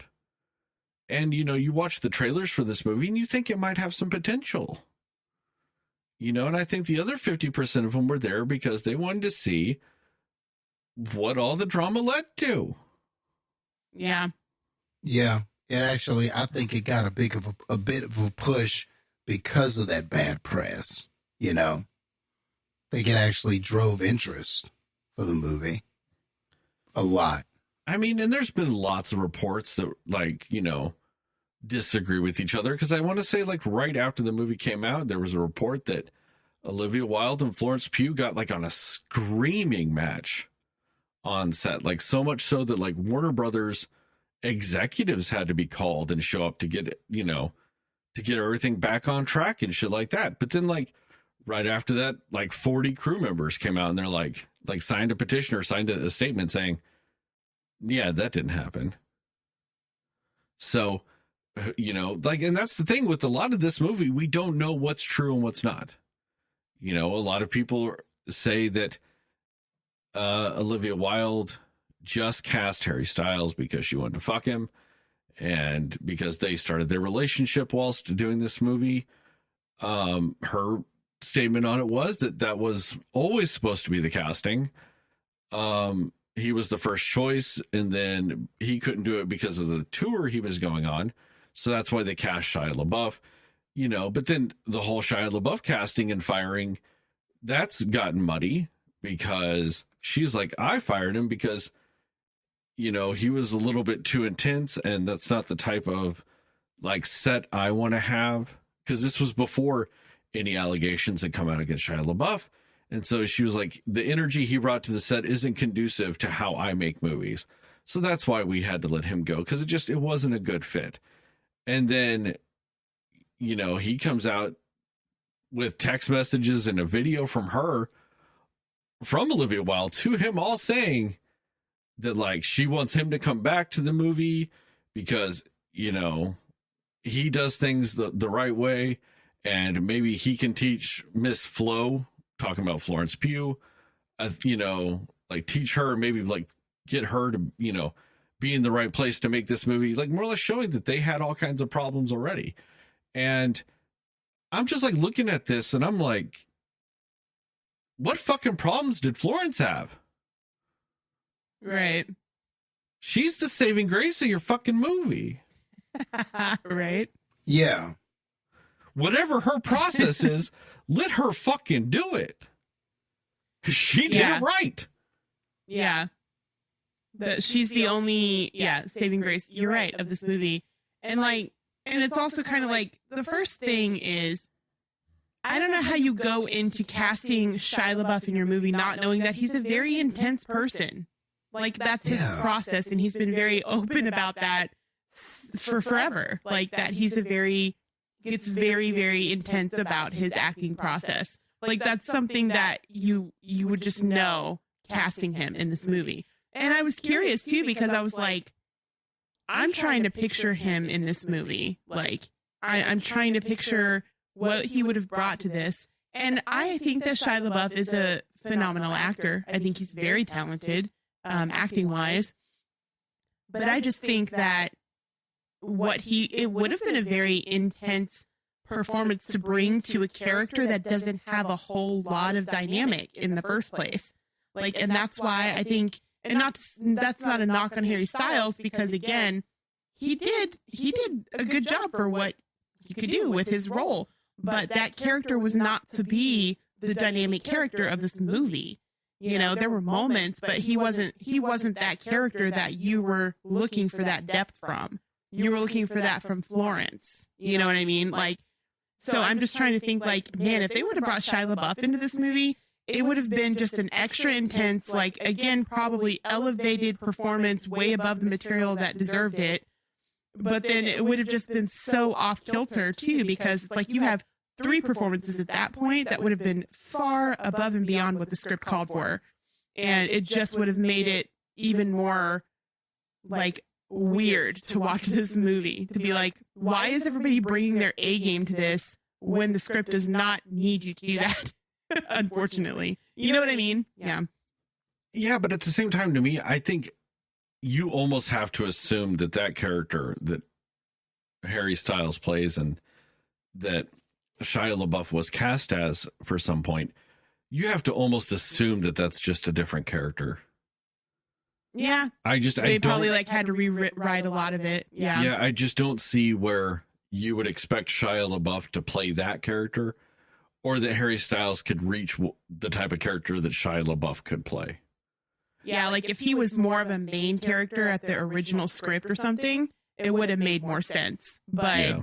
and maybe because of all of this, maybe they were like, we got to dial back his part in this movie. Who knows? You know? Well, and then one of the other rumors, and I want to specifically say this is a rumor, is that supposedly Florence Pugh at times had to take over as being the director of this movie because Olivia Wilde was off having sexual relations with Harry Styles all the time. I can't say whether or not that's true or not. Honestly, I don't care whether or not it's true. But after watching the movie, I almost kind of do think it's true, just because I actually could see where this movie didn't have a singular director. Like, this movie is so disjointed, I could see it not having one director and it just being people filming shit just to get stuff through. And then, you know, when it comes out, when it gets to the editors like, what the fuck do I put together? I don't really have enough scenes to get this story out.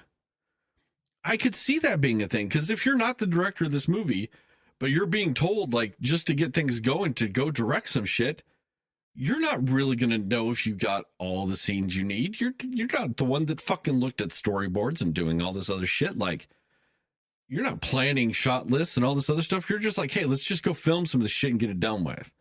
You know, and that could be a real possibility with it too. I mean, that's one of the biggest rumors that I felt like could have been true at some point, just because, like I said, the movie is disjointed. And when it's not cohesive, it kind of makes you wonder if more than one person had a big hand in directing some of this stuff. Because you don't get that singular vision, and it never feels like a singular movie with it. So that part of it actually makes sense. It tracks a little bit to me, as unfortunate as that is. I mean, but I don't, like I said, ultimately, to me, at the end of the day, like, I stopped caring about all the drama behind the scenes because, like, you know, like how sometimes some actors use some drama, or they use stuff to, like, get a better performance. Like, it's like, feed off of it, fuel yourself with it, all this other stuff. I hope they didn't do that with this movie. Because, like, damn, like, what you fueled yourself up for what? Right. You know, but like I said, like, maybe Florence was using it. And it's also funny, too, because Shia LaBeouf had released some of his text messages with Florence. Like, apparently, like, him and Florence, after he left the movie, were on good terms. Like, they were texting back and forth and all this other stuff. And you're like, so yeah. it couldn't have been. It seemed like it was more a scheduling conflict to, like, actually get to work together on some stuff. That's what it seemed like from the messages and stuff. Yeah. Like, with a lot of that stuff, like, you know, it felt like, you know, maybe there was some evidence to that stuff. And Olivia Wilde was like, hey, I've got a shot of getting Harry Styles back at this point because of COVID. That's why Harry was able to come back to this movie, was COVID. He had to cancel his tour. So maybe he swung back because of that. You know, that's ultimately why. I mean, there's any number of things, and I don't really want to speculate on all that. It's just, you see things in the movie that kind of just don't line up with anything that's being said with it. You know, like Olivia Wilde having all these problems with Florence Pugh, and I'm like, yeah, but she's one of the only good things in your fucking movie. Okay, you might have different sensibilities, but I haven't heard anybody come out and say that, like, Florence Pugh is, like, terrible to work with. You know, you might have, like, different styles and different, you know, sensibilities when it comes to things. Sure, that can add to tension on a set or anything like that, but, like, it wasn't like she was problematic to get through a movie with, though. You know what I mean? Like, so if it's not an actual toxicity or a truly negative trait you're having to work through, okay, then you just deal with your disagreement. You know, you deal with it and make your movie. Like, you know, apparently fucking, what is it? Ryan Gosling and Rachel McAdams apparently hated each other while they made The Notebook. You know, but they were professionals. Oh, really? They made their movie and then started dating afterwards. It's very weird. But, you know, yeah, like you might hate each other, whatever. You get through it, film your shit, and call it a day. Especially when, you know, you hate the one shining example of anything in your movie. You know? Right. Like, that's what doesn't make sense to me. It's like, why do you hate Florence Pugh's process? Like, because, you know, apparently she's not big on rehearsing. Like, she's very big at, like, feeling it in the moment or whatever. Like, okay, cool. She does a great job at it. Let her fucking do that then. Whatever she does works. Yeah. You know? Like, so get the fuck over it. Like, you know what I mean? Like, I mean, it's just like whatever, like maybe just learn from her, learn from Florence, because she knows what the fuck she might be way younger than you, but fuck, she knows what she's doing. Same with Chris Pratt. She seems very professional though too. Like even with all this drama, she hasn't addressed any of it. She hasn't talked about it. Like, I mean, granted, she didn't do any press for the movie, but she completely has avoided any conversation about it. So, you know, I respect that, honestly. Yeah. You know, so, and that's fair too. You know, she's not adding into any speculation, anything like that. She's just like, you know, I did the movie. Okay, go watch it. Don't watch it. I don't care. I'm going to talk about Oppenheimer, which Florence, it's Oppenheimer. We get it. Like, I feel like the Oppenheimer movie is just going to be the movie equivalent of the Harry Styles dance scene. Like, God, we get it. We get it, Oppenheimer. We get it.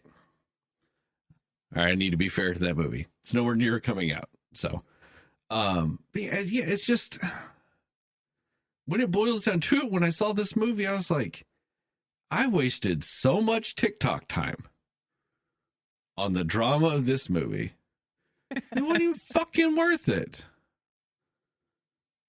So that's another strike against you, movie. You wasted my precious TikTok time with your bullshit to give me a steaming pile of garbage. Ugh. I feel like there's more. I just don't remember. I don't know. Like, I know you brought up the Phantasmagoria type of dance scenes and all that shit. I don't know what the fuck the point of that was. I know Heather said that earlier. Like, it's a beautiful scene, but why? Yeah. What is it in relation to this program? And that's really just the biggest knock against the movie, is that everything just sort of felt like a means to an end to get to this answer. But when you play it back and you're thinking about all the connections and everything like that, just none of this sort of gets to that point and makes you go, oh, wow. So, oh, I see. This was, this was a glitch, or this was a program they wrote, or this was like in a good movie, like, I don't know what, The Sixth Sense, or in something like, in certain movies where they do this well, where they do the big reveal at the end, because it's not like that a movie hasn't done that before. You get to the end and then you can rewind and think about all these past scenes and go, hell yeah, man. Okay, we're in a simulation. Okay. So this scene made sense. That scene made sense. And this movie I just had so many questions, and a lot of them you've said, and there are just other ones too. So this first time when she got when she went to that place where you could escape, did she escape the first time? Did she not? They said that she did. So what is escaping? Like, did she wake up in the room and he just restrained her or knocked her out with something or just put her back into the sequence. Like, that was a little confusing too. So what happened when she escaped the first time? I think Did she wake theoretically up and he speaking, just put her back to sleep? Like, I don't Yes. know. I think that that's what they're implying in the movie, because they said that she got out the first time. So they're implying that that's what happened, or at least they said it kind of ish. Maybe they get very vague on how the fuck she got put back into it. They say that Harry Styles' character puts her back into the simulation. They say that. But like you said, Jastin, that opens up a lot of questions as to how. Yeah. If he had left the simulation so he could go to work, so he could pay for the simulation, like she got out at like 1 o'clock in the afternoon. Did he just happen to be going home to eat lunch that day? Like, Right. Yeah. Like, how does that even work? Like, and that's just the thing. Like, there are so many questions like that when you think about the fact that this is all a simulation, there are just so many things that don't add up. And if she escaped that time, if she escaped before and was just put back in, I mean, do we know if is there any real guarantee that she made it this time at the end? I don't know. I mean, you just didn't give me enough to really understand this at all. And it really sucks to me. And that's why I keep coming back to the word disappointing, because there really is something to this idea of you have this man, this deadbeat guy, and, we're in the modern world where the woman is the breadwinner and she's got the job and she's got something important she's got to do. And he's like, man, I'm going to take that from you. So in this simulated world, we're in the 1950s and I'm the breadwinner and you're a housewife and this, that, and the other. And there really is something powerful about that, because there are men that do try to keep women in that place, or they think that's what a woman's role is, or they have these sort of gender roles for women that sort of play into this whole 1950s ideology. So that's a very powerful message. But what did we say with it here? Olivia Wilde's character, I thought that was a very interesting character too. This woman who is aware of what's happening and essentially knows that these other women some of them are captured and held against their will and all of this stuff, and allows the simulation because in it, her kids that died in the real world are alive here. So she's sort of willing to go with it and everything like that. So I felt like there's even a message there too about the woman that helps to perpetuate a lot of those toxic gender roles and stuff like that. That's kind of in here too.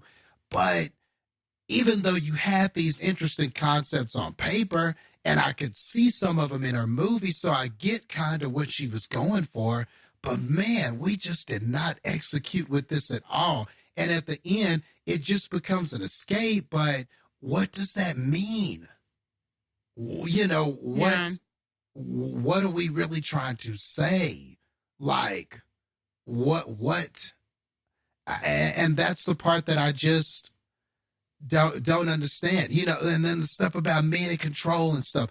Okay, cool. But like, man, I just felt like we didn't really say much of anything. We just escaped the simulation and that was it. Or did we escape? I don't know. She could have got put right back in right after she got out. I don't know. And it's not even that fun type of ambiguous. Yeah. Like, that's the problem, is you just also, like, I get what you're saying, Jess. You're like, well, you don't know, but like, do you even care? And then the showdown with her and Chris Pine, that was the best scene of the movie. The verbal back and forth with Florence Pugh and Chris Pine, I thought that was great. And him saying, like, oh, I want you to keep asking questions. I want you to keep, I've been looking for someone to challenge me and all of this kind of stuff. And all of that was cool in the moment. And I love those scenes in the moment. But back to this being a simulation, why would you want her Yeah, why do you want the asking challenge? questions and fucking up your shit? Especially if he's like this podcast guy that's like saying all the things he's saying to get these guys to like, be a part of his, project. Like, why would he want any sort of woman challenging him? It wouldn't make sense for his Exactly. character. You created this 1950 simulation where you just want to you want to be the breadwinner and come on to a housewife that just loves you and adores you and is ready for sex. That seems to be what you want in this simulation. Why do you want a woman that challenges you? And how come real world Chris Pine couldn't find that in the real world? So why do you need it in this simulation? And what about this woman challenging you? I don't see that being anything but problematic in your simulation.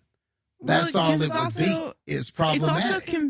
It's confusing because like if it is really like a male driven simulation, like why, for example, Gemma Chan, Chris Pine's wife, why was she even able to kill him in this simulation? If it was like a male driven one where like obviously he would never have that as an option for her to do. You know what I mean? Like I have questions about like how does this thing work? Because also like how are they actually eating anything? Like if these women are constantly in this state of like being in a simulation, are the guys just like feeding them food? Like how are they actually in the real world still alive? Like the simulation is like, oh, they're always cooking the dinner and all this stuff. Like, is that supposed to be them like really having food and the guys are just feeding them whatever? Like, how does it work? Because they're constantly in a state of vegetation is what it looked like, at least with Florence Pugh's character. Yeah. Like, how is she alive? How is she surviving? And if he's in the simulation, how is he taking care of her? Like, yeah. And it seems like a lot more survive. difficult. I mean, this just seems like a lot to do to have a lot more work. A woman just do what you want. If you want a woman that just wants to be that housewife. There are totally women that are down for that and are straight up like, I just want to be a housewife. I just want to be a stay-at-home mom. I just want to come home. I just want to be at home and worry about the house. And then my husband come home and then that's my time with him. And then he goes to work. There are women already cool with that kind of lifestyle. This seems like a lot of trouble, man. Making this computer program simulation. And then I got to capture manipulate my girlfriend or capture a woman. I got to induce her and keep her fed and go into this simulation. This seems like a lot of trouble when you could just get on Match.com or some shit. Like, I just feel like, I don't know, like this feels, and see, that's what I mean. Much cheaper. What is the point of this simulation? Like, okay, I get it.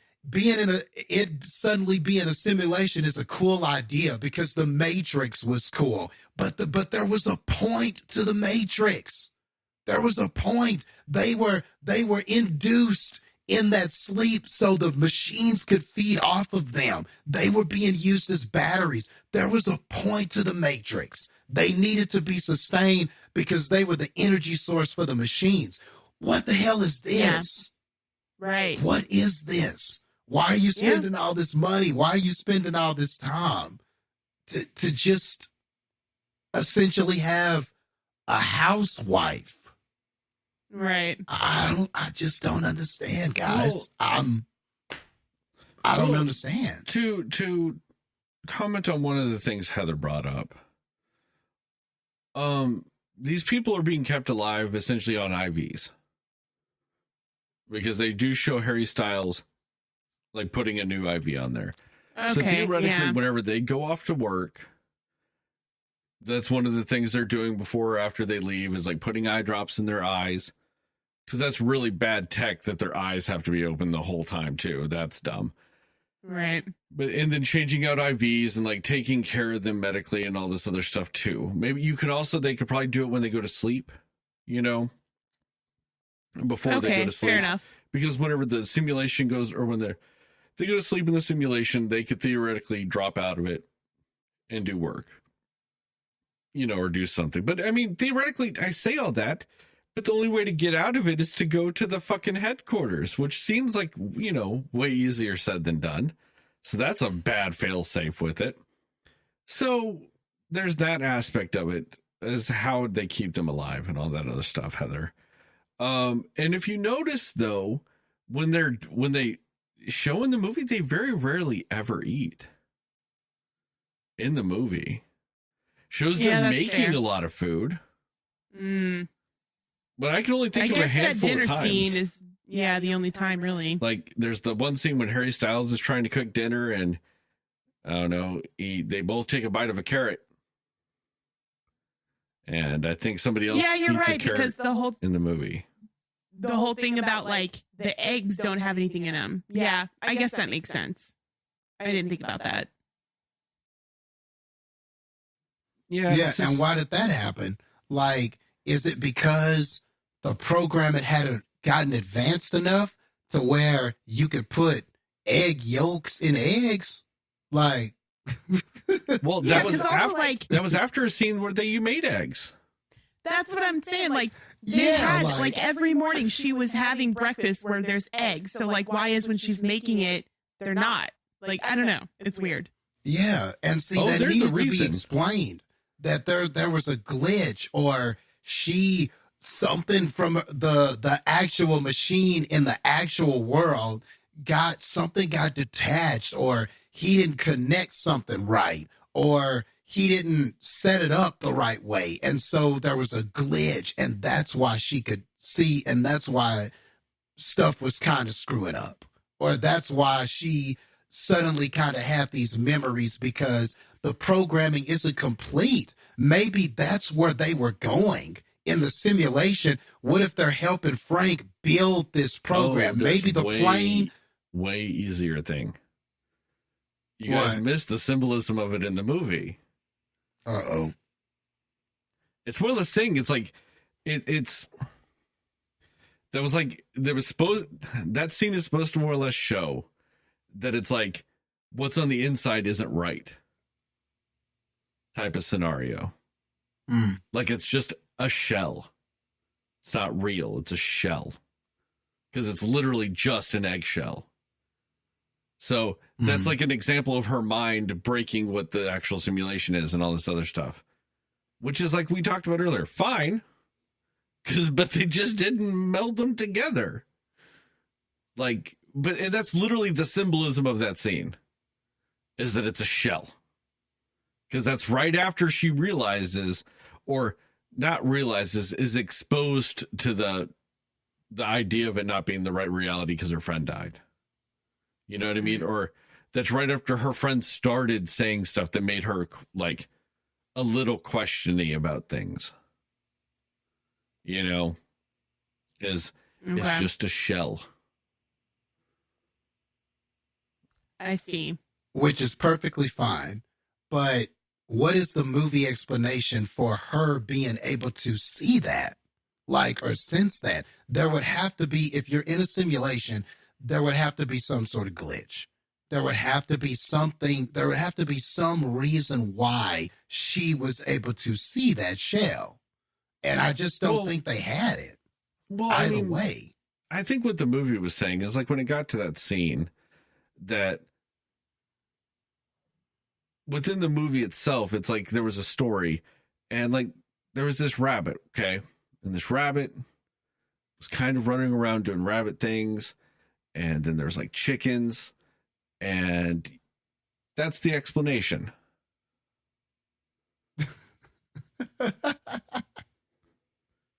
I see what you did there.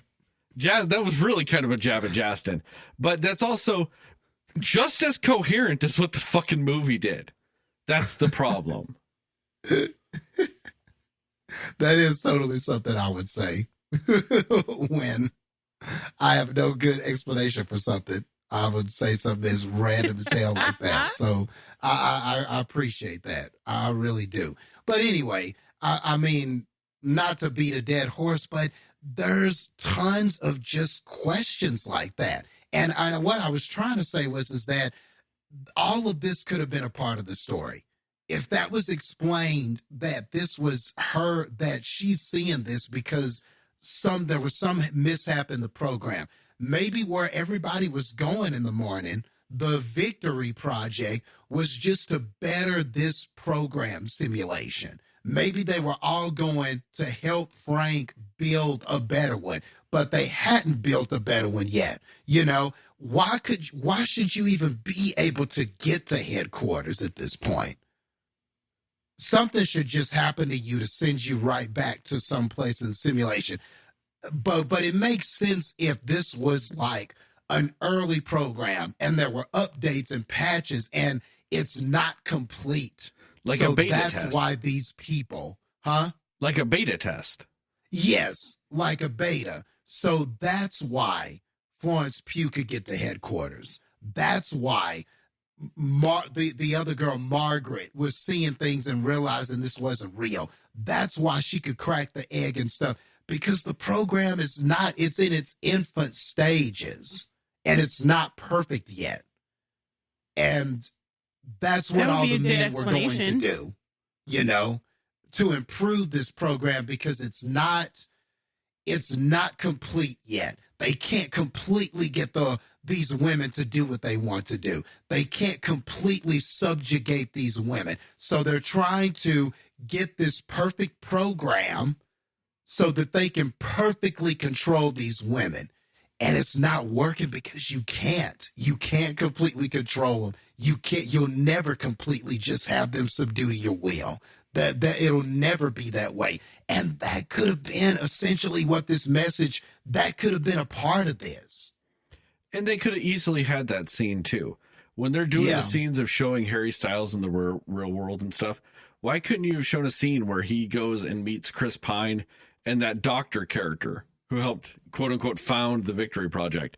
And they're Yeah. explaining to him the limitations of the program. Yes. Done. Yes. Done.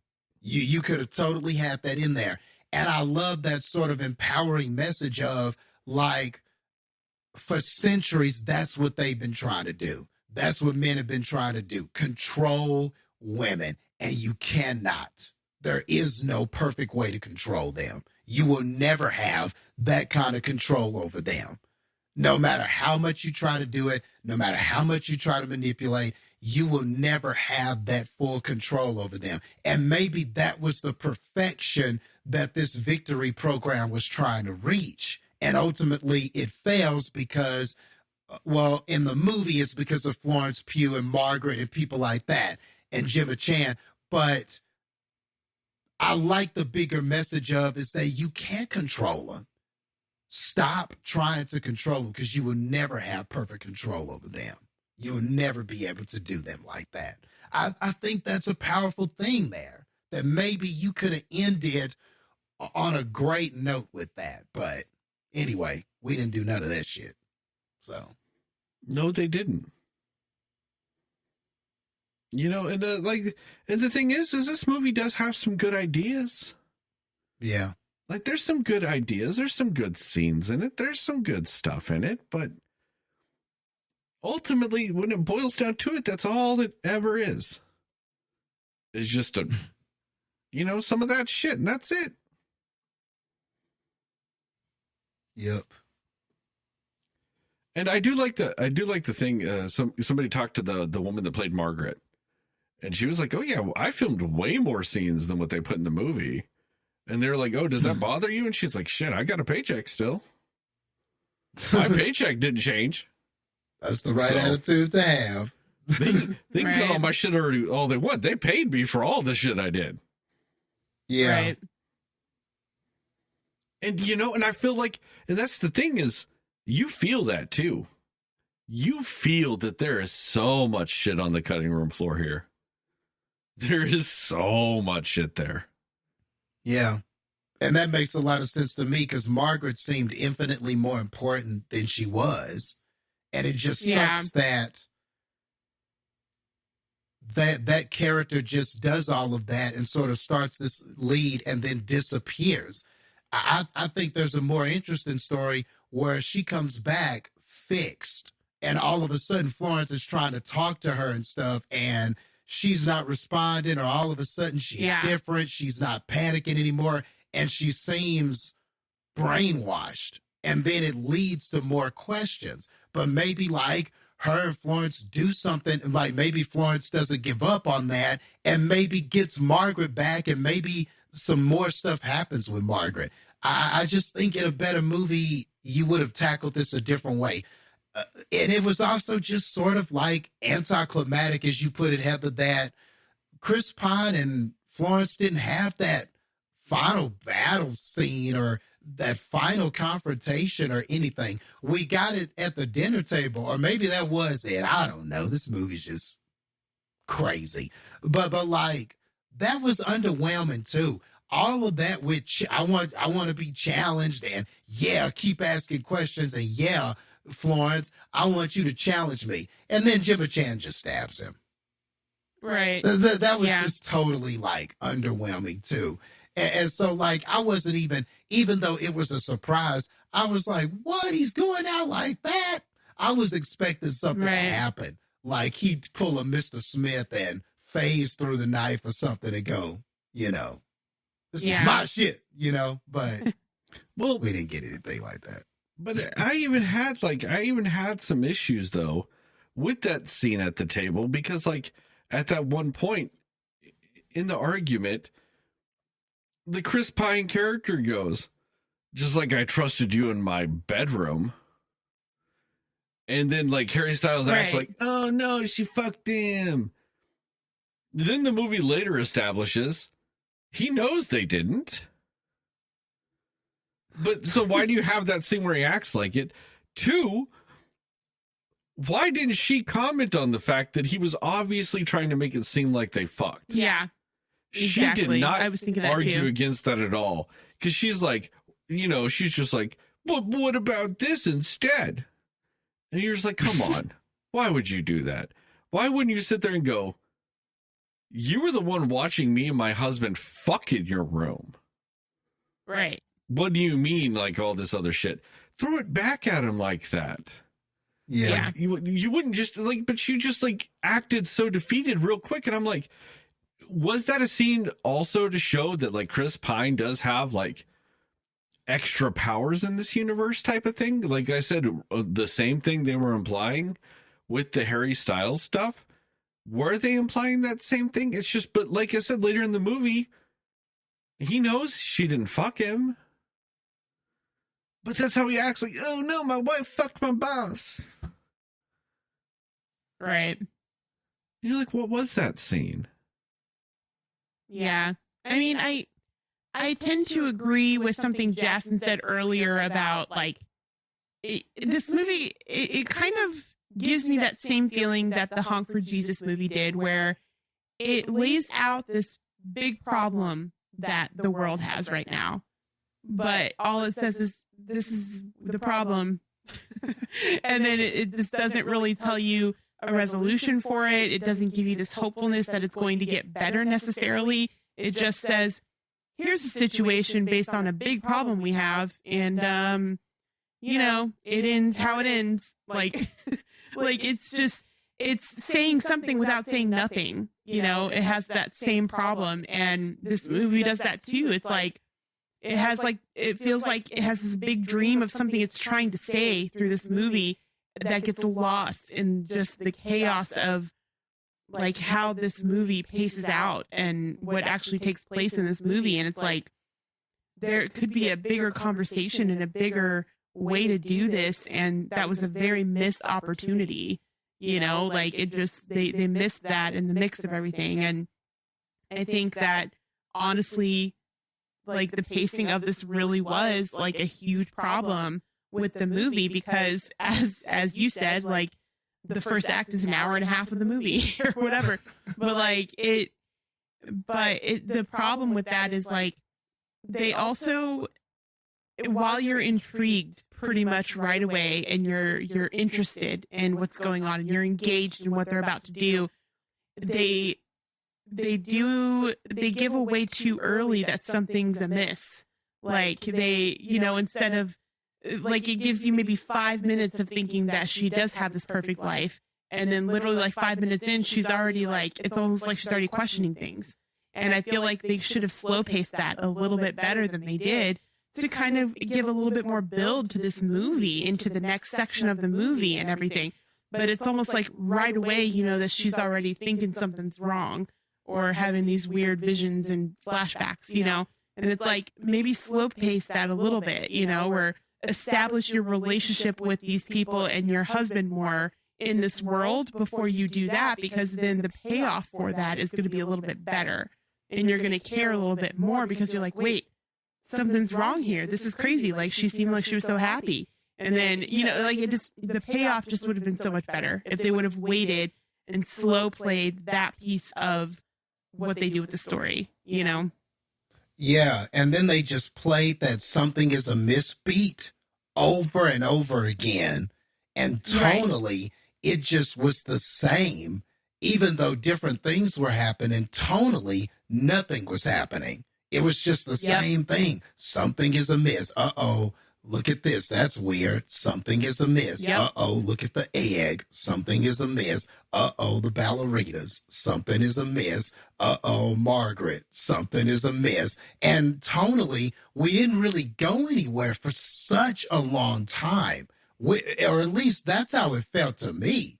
And so I think I get what you're saying. Like, they got to that something is amiss tone too quickly, and then the movie just stays there, and it just stayed there for so long before we kind of started getting some answers. And then we got a few answers, and you're like, uh-oh, okay, where are we going with this? Then they give you the answer, and you're like, okay, but what about the A, B, C, D, E, F, G, H, I, J, K, L, M, N, O, P that you set up way over here in the hour that was Act 1?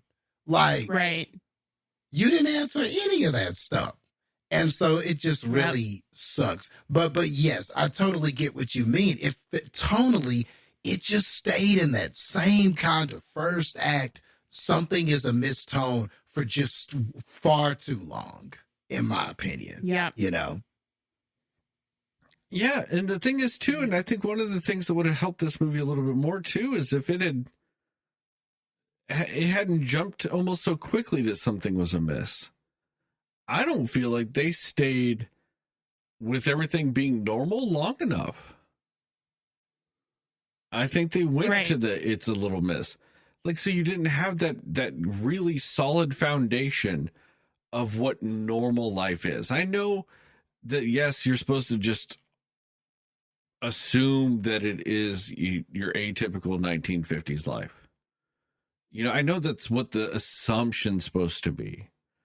But, like, show these people in that context normal for a better foundation. Right. Exactly. Yeah. And that's what I mean by, like, establish these friendships a little bit better, establish their marriage a little bit better before you jumped into that,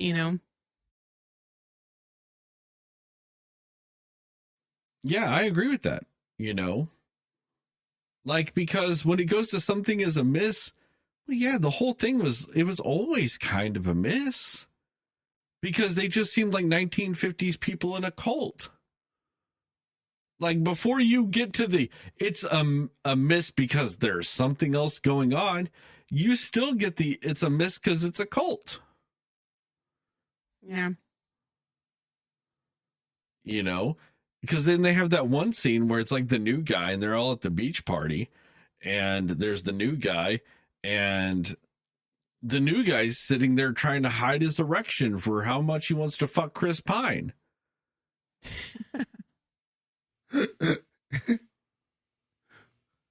He's just like, do you think Chris Pine would let me look at his dick?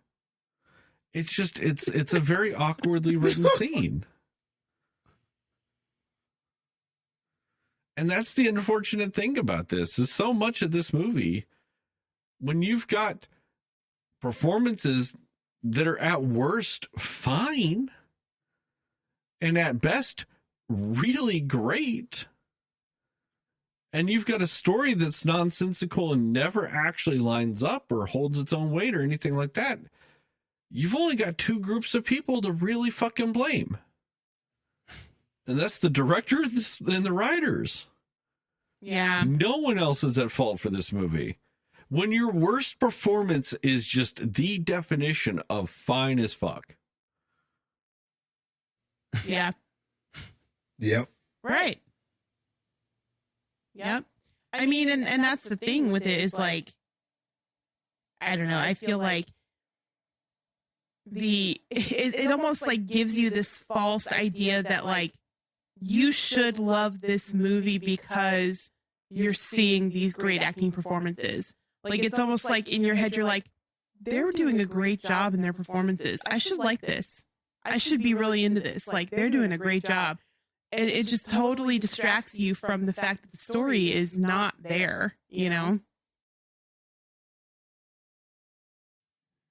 Yeah. Mm-hmm. Anyway, you guys got any more thoughts about this movie? Got anything else? Nah. What fucking grade did we give this? A 23? 23. Sounds about right.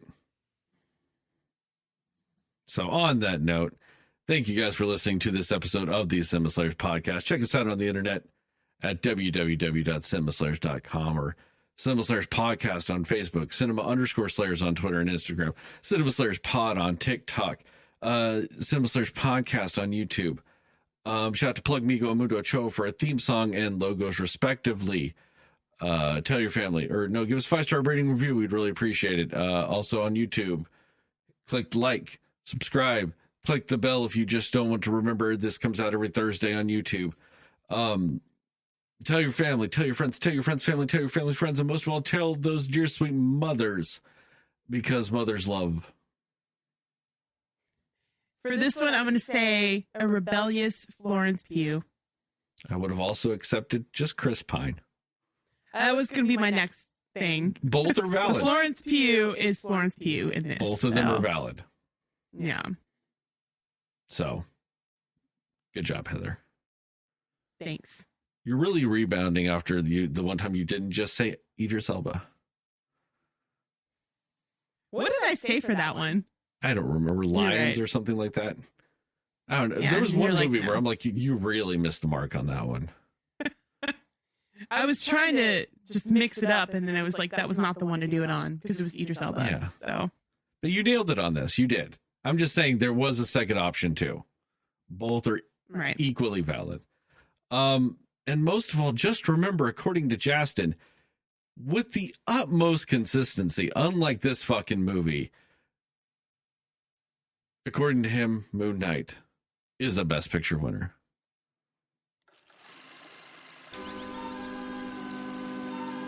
You've been going almost 4 years straight with that consistency, Jastin. This movie couldn't even do 2 hours of consistency. And you've just got 4 years of consistency when it comes to Moon Knight being a Best Picture winner. Cinema Slayers. That's true. That is true. The sad thing is you've got more consistency with that than I do saying it.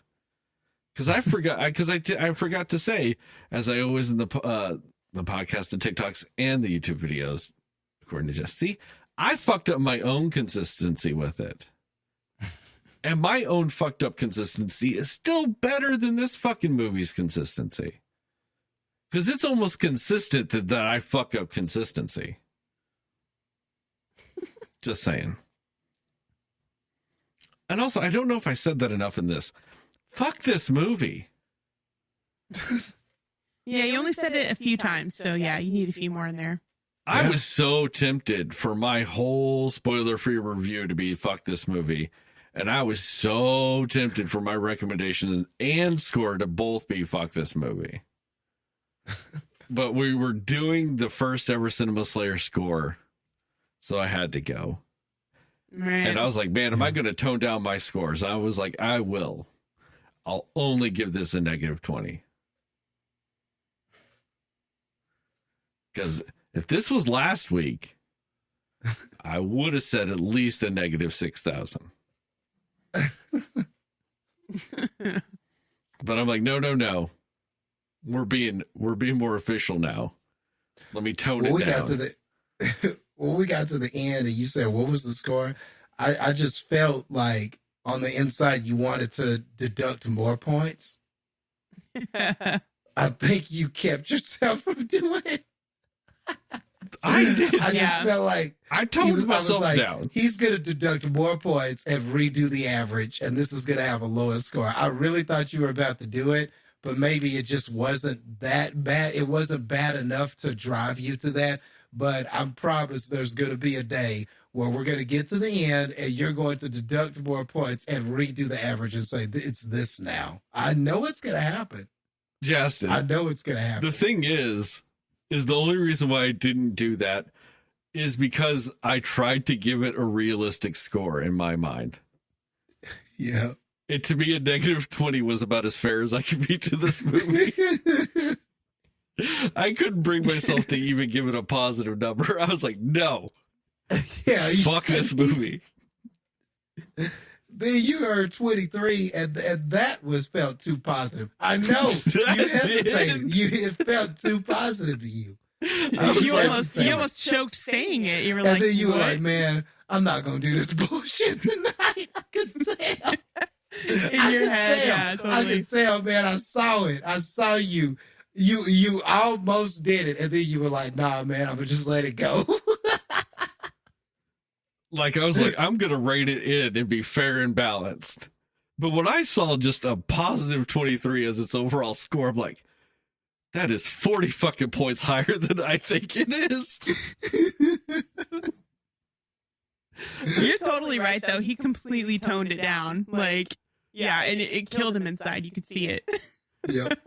Like, it'd be funny, though, like those movies, it's like if you guys both give it an 80 and I give it a 60, it would balance out to like a high 70s. Okay, that's fair. Like, is it still higher than I want it to be? Sure. Or higher than I think it should be? Sure. But like, this was 40 points higher than my toned down score. And I was like, that feels so wrong. I could tell that 23 just didn't sit with you. It didn't sit. I wanted it to be so much lower. It's just uncomfortable because we associate 23 with greatness. Like, that's Michael Jordan's number. Like, you know, I know you're like, man, I know you wanted to give it lower. I just know you did. Something about it didn't sit right with you, man. And I could just tell. I'm severely bothered that our average score wasn't at maximum in the single digits. Just maximum single digits.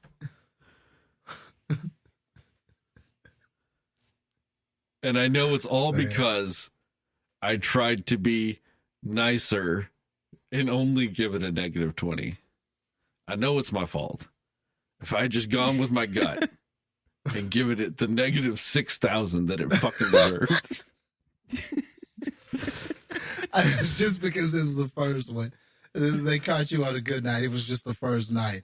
But I know later on this is going to totally happen. Like, I can't wait to watch the movie that's going to break me into just fucking up the average so fucking bad.